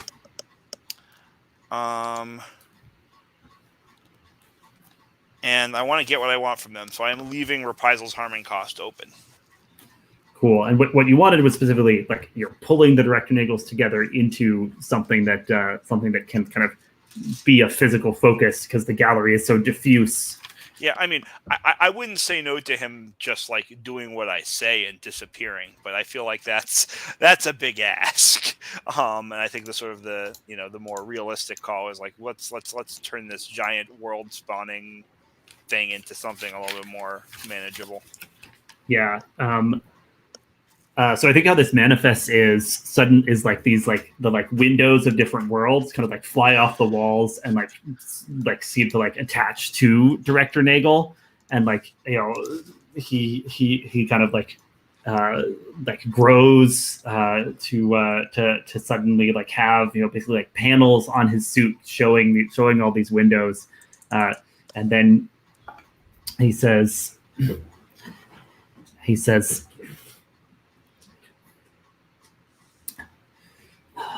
Old one-eyed one, you always think you can control those who are beneath you, but you never see us coming when we're ready to claim power for ourselves. And he like reaches out and like does like a gesture, and like Jacqueline like stops struggling as like suddenly a mouth opens up on Nagel's chest, like he's like kind of taken the like devourer that she was channeling and is now going to be the one channeling it. You know, tongues of darkness lash out. One of them like slashes across you, Biff. Is there a like take a powerful blow thing here, or do I just like inflict a condition here? I think you just inflict a condition. I'm going to inflict a condition. Whatever you think is most appropriate as your rebellious raging. creation strikes at you. My creation, my creation has like slighted me. And I think I shout back, "You're nothing at all. Beautiful. Just a figment of my own fucking imagination." And I'm taking another 2 darkness tokens there. Yawachika, Jackie kind of like grabs for you, and she like her like voice is like much more calm. She's like, it's left. I don't know how long, but I'm free. There's a mobile. It's at the center of all this somehow. Yawachika, what do you do? He looks down at her, and I think he has like, there's just like, again, using that angelic beauty, there's this soft kindness on his face. Give me 1 second. Sorry, I had to cough. And like he just is smiling down at her, looking serene, and just the like symbiote appears as a like halo coming up from behind your head. I think it's like the young adult, not like it's a young adult urban romance, but with an angel, that kind of thing. And but then like he just says, "You were weak. You should never have had such power thrust upon you. It would have broken you in a short manner of time.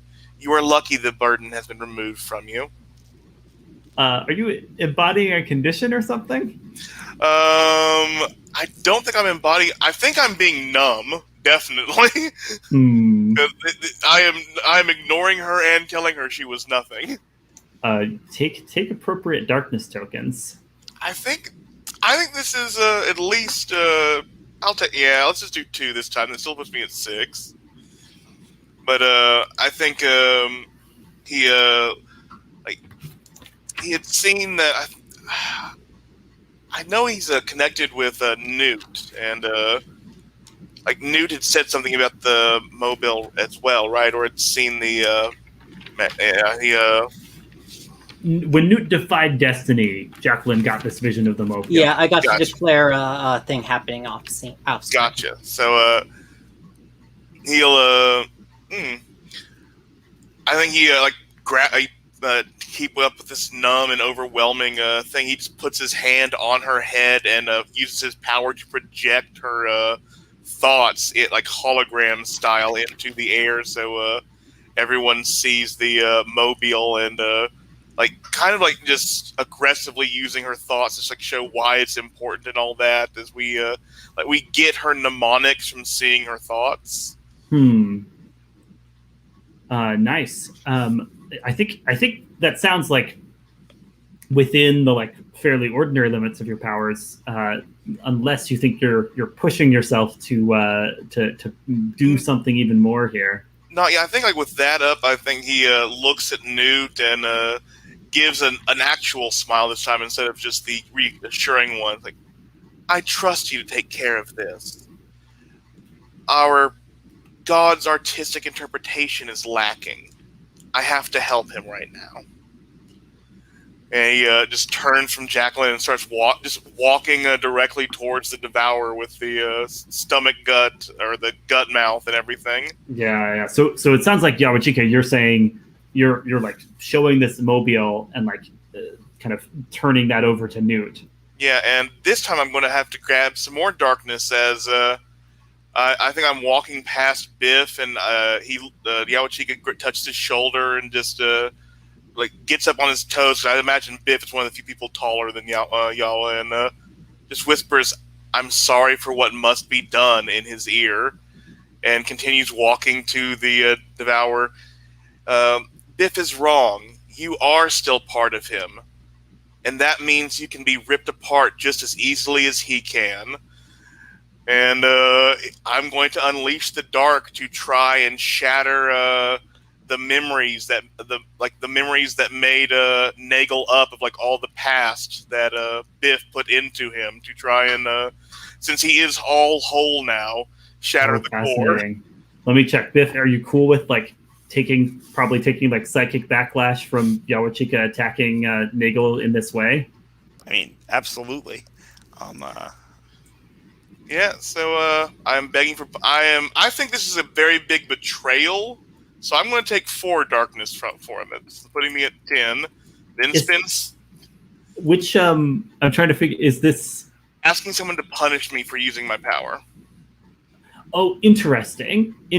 So you think like doing this in front of Biff is asking him to punish you? Oh, I'm going to from the flavoring of this, he's definitely going to have to punish me for it. But let me see what I get to see how great or bad this goes. All right, so this is. What are you rolling again? This is you rolling to unleash the dark with 3, and I got a 9. So this will also trigger my new move I got last time, which is my darkness is never leashed. I get an additional option from a separate list, and I am going to corrupt an aspect of their power for now. I am going to turn them into sort of like I'm imagining the Neverending Story Part 2, that machine that collected the memories. But I'm turning him into like the literal crystal memories of the other gods and deities that Biff had held precious in his mind, and then I'm going to start dismantling them. Wow. Okay. So just to make sure I'm tracking the fiction here, you kind of are with your new wings and stained glass tattoos, you are like unleashing power against. I think the corruption. I'm literally shattering the connection that Biff has with Nagel. Like whatever powers are shared. Like I'm trying to destroy Nagel like bit by bit. And this is probably the first blow. Oh, okay, cool. What options are you picking? This is your from the basic move. I'm going to pick get past their defenses and inflict a condition, and I think confuse them for some time, as I'm literally taking away like the foundations upon which they were created. Like I'm imagining this is like literally taking away bits and pieces of how Biff made Nagel, like the cleverness of Loki, the looks of I forget. There's that one beautiful Balder the Beautiful. Balder the Beautiful. The willpower of Scotty, like all that kind of stuff that he imbued in Nagel is just being dismantled. Nice. So we're seeing these like crystalline memories that look like the other Norse gods, just like falling to the ground and shattering as Yawachika, is like reaching this imperious hand, and like the symbiote is manifesting as just like angelic eyes all along this hand as you're doing this. And you are leaving Nagel shattered, right? So there's like almost like nothing left there save for this big like devourer mouth, kind of like, and like just like a pair of arms and legs like stumbling around to try and aim this mouth. You have not avoided reprisals, harm, or cost, and you're dark and how much darkness are you at the conclusion of that move? 7? No, you spent. I must be at 7, so I am torn between. Okay, you didn't 7 is after 10. spending. Yeah, I had 10. I spent 3. Cool. So just go ahead and mark vicious. Since I think that's just like true to what's going on here. As there's the chomping maw of the devourer is kind of aiming to attack you, but for the most part you're avoiding it, and the condition just represents kind of how you've hardened your own heart to do this. And now we're going to say you're torn between. Let's double check how that move works. Torn between your monstrous nature and your human heart. Yeah, I think part of what it is the people down below are like screaming in terror and calling for help. There's no sense that they see you as a savior in any way. From their perspective, there's just a bunch of monsters fighting above them. Let me ask, kind of like what do you notice in the crowd of people that leads to you being torn between? I think it is. It's not the people calling him a demon. It's the fact that some people see the wings and are praying to him. And so he jumps on like the edge of the circular bit and calls out in one single syllable of the eldritch elder being's true tongue. And are you letting your monstrous nature show? Yep. Well, hang on. Where are you in relation to me now? I think I left you back a few yards if you want to interfere with your move. Yeah, so you're like peeling him apart, basically, and what does it look like to the rest of us?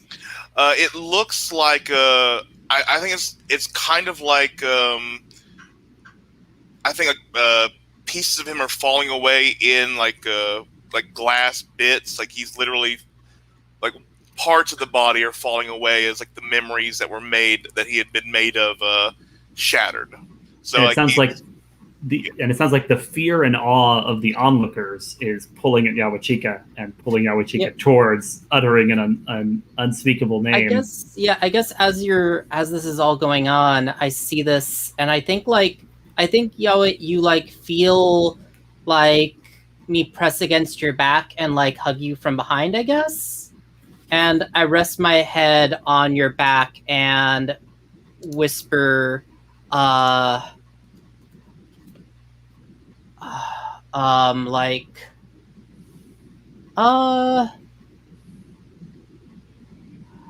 said I'd always keep you safe, Yawa, and I meant that.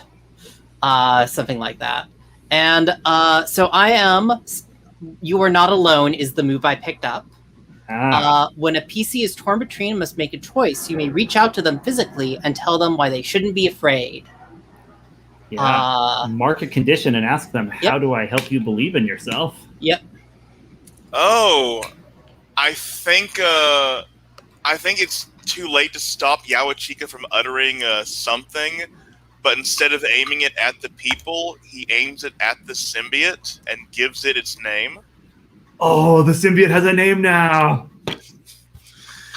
What is the symbiote's name? Is it this unutterable name, or is there like a short form of it? I think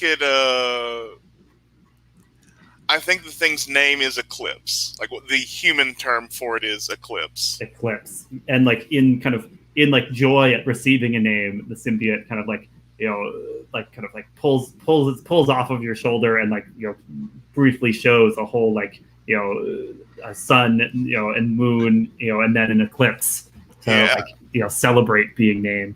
And I'm sure the actual names, the sound the eclipse makes when the moon stifles a solar flare. Right, but Eclipse is now the name of the symbiote. Amazing. And you no longer have to make a choice when you're torn between. You find a moment of clarity and calm. Both of you gain a bond with the other. And Newt, I love it. Here's my question.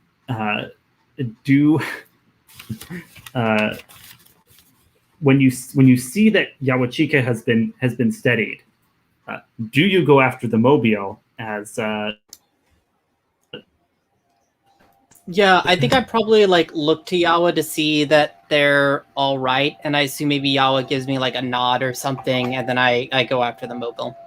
Nice. So I'm cool to like cover this as sort of a montage of like probably Newt like smashing through various walls to like just like get through the gallery and try to find where that mobile has gone. Does that sound right? Yeah, that's fair. Cool. Let's see. Yeah, you know what? Let's kind of roll it all together where like you're busting through walls. Eventually you see something you're pretty sure is it, and you grab it and are like trying to figure out, do I do something with this? Is this how I like fix the multiverse? I mean, I was probably just gonna smash it, but oh, interesting. So you're thinking like probably smashing it will be what fixes things. I mean, like Newt can make a good speech, but I don't know if I have like good plans beyond that. Yeah, cool. Let's go ahead and call that a power through darkness then, because you're trying to avert imminent danger, and you're sort of hoping that that smashing will be what does it. Does that sound right? Or do you have a playbook move? You know what? I think actually what I'm going to try to do is I think actually like I like, and actually let me just check the safety and resources here again. 1 sec. Oh, yeah, I think I like reach into the like scar that's on my chest and I kind of finger it reluctantly for a second, but then I tear it open. And then, like, I take the mandala and I, like, start shoving it into my chest. Wow. So such that you're kind of the, like, this reflection of the balance of the universe might be inside your dark heart. Yeah. Let's Devour thinks it can devour other things. I'm going to devour it, clearly. Let's roll that. I think it's, I mean, I guess technically you're revealing your heart, but I'm not sure that move is triggered here. That's definitely not triggered. All right, let's do power through darkness. Tell me how much darkness you're spending. I think I might spend, let's see. I'll spend 3.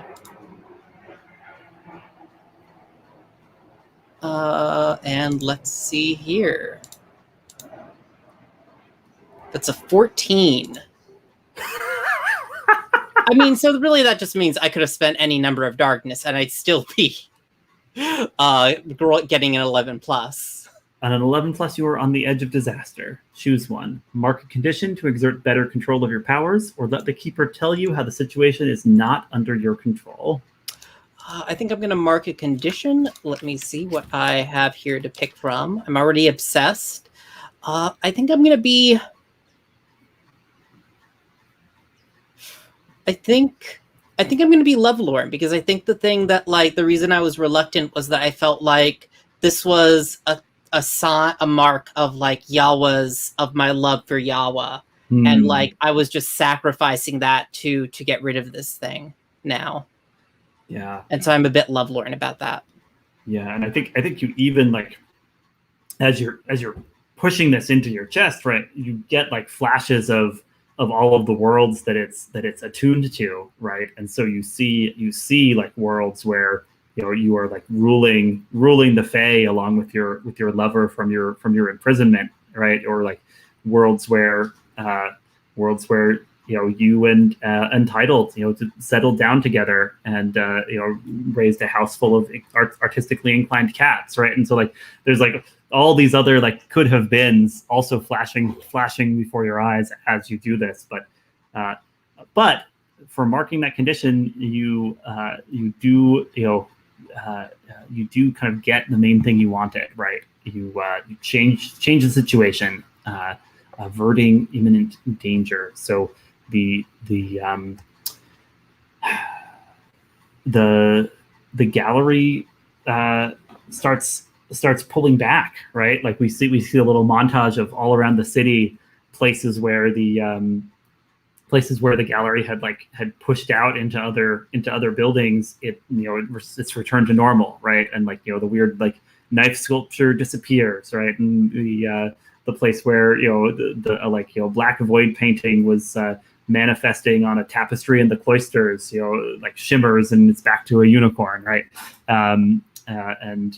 So there's kind of a sort of a long sigh kind of permeating the whole gallery as it is being pushed back into its accustomed shape. In the Guggenheim, Yawachika seems to be disassembling, right? The combined director Nagel devourer figure. Jackie is pulling herself to her feet, taking in this bizarre scene. She turns to you, Biff. She says, if he's part of you and the devourer's part of me, what will happen to us when your friend finishes his task there? I can't speak to the devourer. I don't understand what it is or its connection to you. But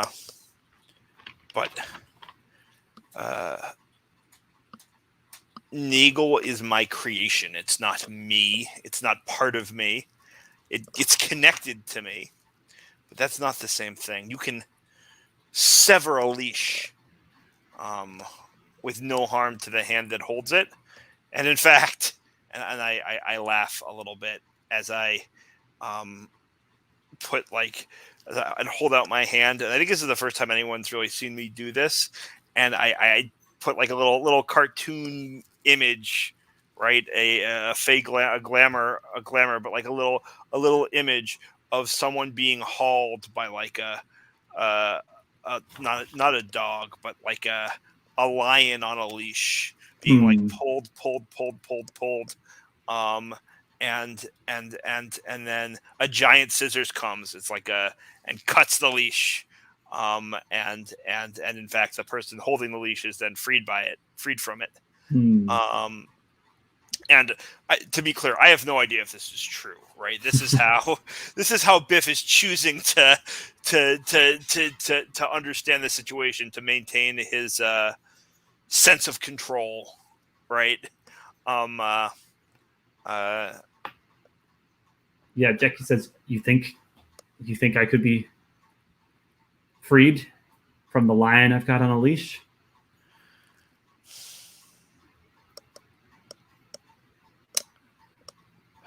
Let's find out. And I think now I am going to use that rune move, Tremble Before Me, again. I'm going to take one rune. And how do I think it's the revelation that it's powered by my memories of these people I loved and loathed, and this is maybe a good. The Aesir you were thinking about as this kind of episode opened when you were contemplating them. I was about to say it's structurally kind of a nice parallel, yeah, to and I declare, brothers, sisters, children, by blood, by marriage, by adoption, who were of my heart, and whom I abandoned.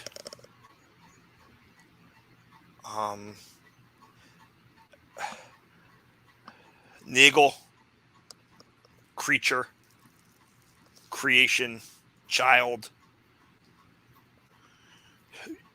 You are all the things the Aesir were to me. And I didn't even know it. and then my voice. I was just speaking in like a loud, projecting voice, right? But now that thunder and crackle of lightning comes in, and I say,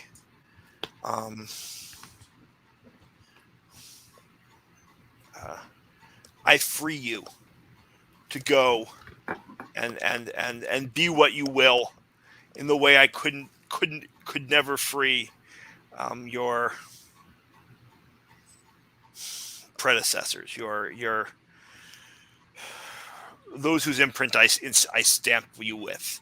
Hmm. And this is I think the emotional sort of I'm unleashing the darkness with by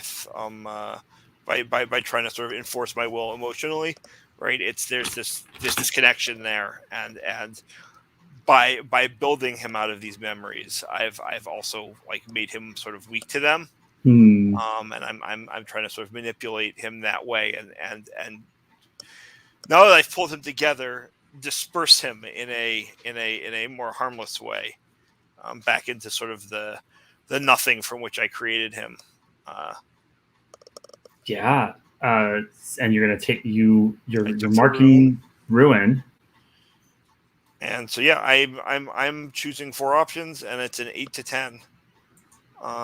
This is such a powerful move. I feel like I don't know that, whatever. Well, I think you might be bringing us home here. So yeah. I mean, so I guess I'm getting past their defenses and inflicting a condition.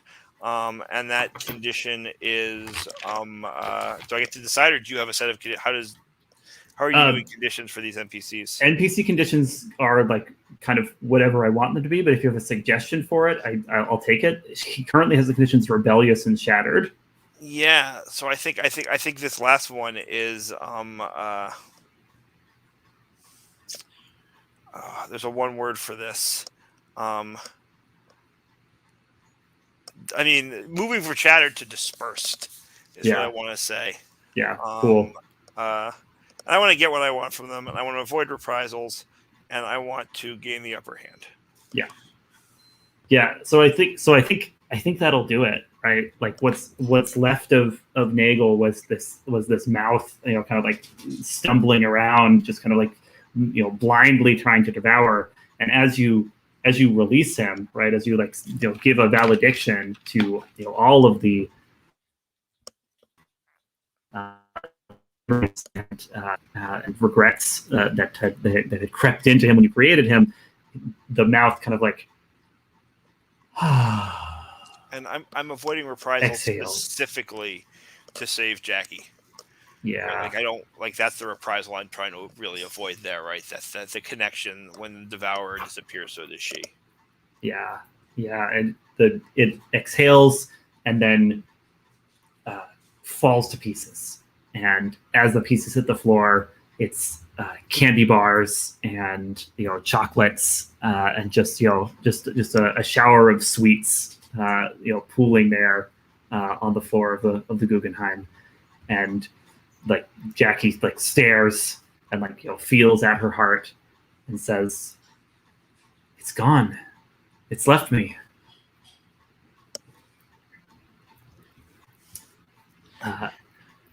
And I think the day is saved. There is one little scene I would like to do before we end, if that's okay. Yeah, we're going to move to epilogues, but if there's a little pre-epilogue denouement scene, I'm very happy to see it. I'd like to do a quick reveal my heart to Biff. Please. Yeah, that makes sense. Given very personal connection to him, you kind of used as the attack, the method of attack against your foe. So yeah, let me see that. Is this in the immediate aftermath of the fight? Immediate aftermath. Yeah, I think Yawachika was watching the thing dispersed. Then after Biff started talking, Yawachika turned around and the last moment of this devour is about to bite into Yawachika's back, and then just disperses as Biff releases it, and Yawachika just sort of cocks his head minutely to the side. "You lie so well, it becomes truth." would you do me a favor? Would you tell me that everything's going to be okay? And I will spin darkness and roll. Yeah. Whoa. Oh, yeah. I get to choose whether to deepen the connection further. Oh, yeah, true. Let's roll first, but I think I know what I'm going to do. Gotcha. And to not be torn between, I'll have to spin 3. Yeah, go ahead and roll. There we go. That's a 14. So here's my question: do you want to use any bonds to move that down to a 8 No, to 10? I do not. I think we've had enough of the 8 to 10s. All right, on 11 plus, you have a moment of closeness, but also weakness. Ask each other, how do I scare you at this moment? So first of all, I'm going to decide whether or not I choose to deepen the. Oh no, that's only on an 8 to 10. Sorry, never mind. Yeah, the key is that so for 11 plus, there is this significant moment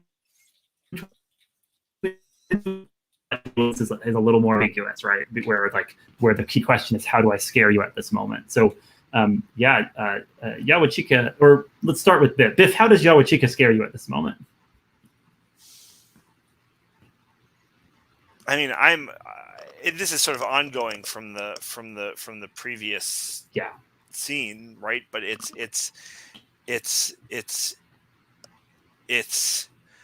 not. It's that he has gained some insight into my weakness, and I find that quite frightening. Totally. And Yawachika, how does Biff scare you? I'm afraid I know he's powerful. I'm afraid he's not nearly as powerful as he thinks he is. So now each of you chooses to either tell the other how fearful you've become of them on a scale from 0 to 4, or gain a bond with what the darkness demands of you. Biff, what do you choose? Oh, I'm not going to reveal any more weakness. I'm going to gain another bond with what the darkness demands of me. Nice. Oh, definitely the same. That's great. I think just to cap this off, I lean down and I kiss you on the forehead, and I say, "No, we're fucked," and I walk away. That's great. And I'm not lying, right? I say that with 100% sincerity. That's great. And Newt, just to do a little tag for you before we go to epilogues. You had gone into the gallery and shoved the mandala into your heart. You look around and you see falling out of some of the paintings in the gallery a number of division agents, and they hit the ground. They're pulling themselves to their feet, trying to dust themselves off, and one of them comes forward and says, "So, who's in charge here?" I'm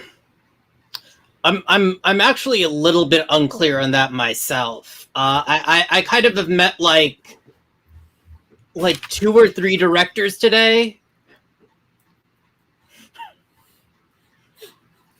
Great. We'll work it out.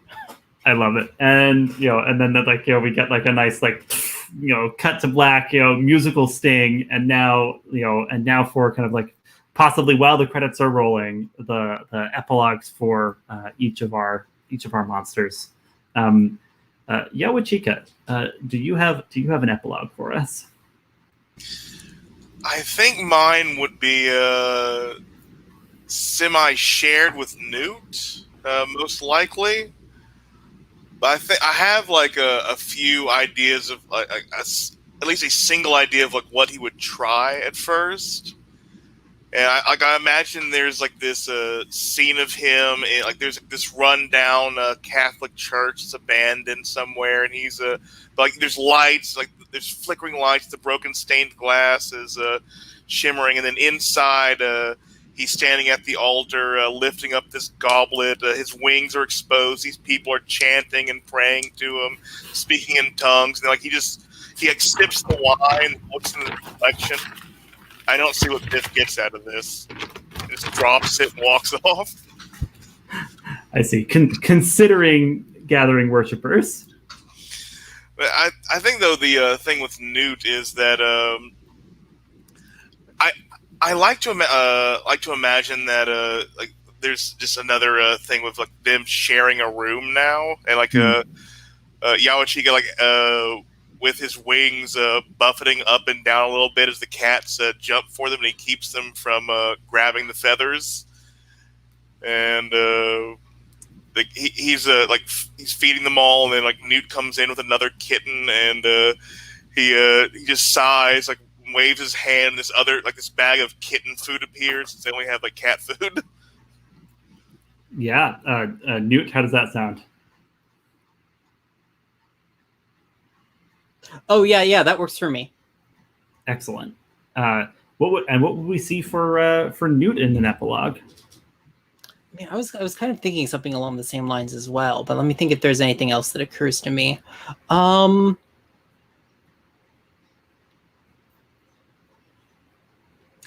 Yeah, I guess like kind of to add to that, I think we flash to the night, and there's like a moment where like Newt is sleeping, and then like an arm reaches out of his chest, same, and has the same tattoo that he has. And I think then he like wakes up and like, was this a dream or was it a portent of what's to come? Oh, amazing. Cool. Let me weave in one of my own here. I think we see in like a gallery somewhere, not clear where, maybe Tokyo, right? There's some establishing shots. We see like a major city. There's neon and everything, right? And then like in this gallery, there's a painting on the wall of a figure covered in scarves, and then like standing in front of the painting is Untitled, saying to himself, "Ah, the tables have turned at last." Biff, what do we see in an epilogue for you? So I think there's like a few different things. I think there's no resolution here for Biff, and that's fine. I think we get like kind of like a montage, a few flashes, a shot of Biff sitting on top of the Flatiron Building, looking out over Madison Square Park, smoking, right? A shot of I think it's these like more. It's like a back and forth. So there's that shot, right? Then there's fighting some harbinger with Yawachika, right? Right. The vision stuff keeps going on, and then there's a flash to a scene to a shot of Biff signing an autograph for some kid, and smiling. And then a cut to another similar monster fighting scene with Newt, right? And then cut to holding up a World Series trophy, right? Surrounded by adoring teammates and fans, right? There's some of that worship there. Cut to all three of us and maybe Jackie Balmer too, right? In some kind of melee. Cut back to having dinner with Yawachika and Newt, maybe in headquarters, or if they have like a kind of their own private eating space or something, right? And not that any of these tensions have been resolved, but we're still a team, right? Yeah. That hasn't happened. We just don't know who you're answering to. Yeah. Fighting one-on-one with a monster, and then I think the last shot is of Biff looking at that same painting of the figure in scarves. And Untitled isn't there, but and seeing it and smiling. That's great. Yeah. Then if I can do one last epilogue, I think we hear there's a doorbell ringing. Door opens. It's Jacqueline Balmer from our world, the pet psychic. There's a cat, a different cat than the one Newt adopted, but another cat like on her shoulders, and she looks down and sees someone's just left a package on her doorstep. Right, she opens it up, and it's this old beat up journal. She's staring at it, wondering what this could be.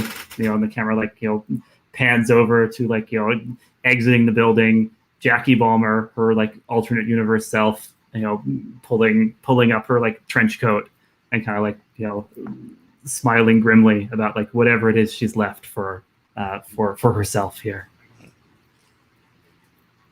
And this has been Apocalypse Keys. Thank you all for playing. Anyone who's been watching along with us, we really appreciate it. Definitely check out Apocalypse Keys. We're excited for the Evil Hat release, and follow everything that Jamila is doing with Sword Queen Games at Temporal Hiccup on Twitter and Sword Queen Games on itch.io. Till you see us in some other game,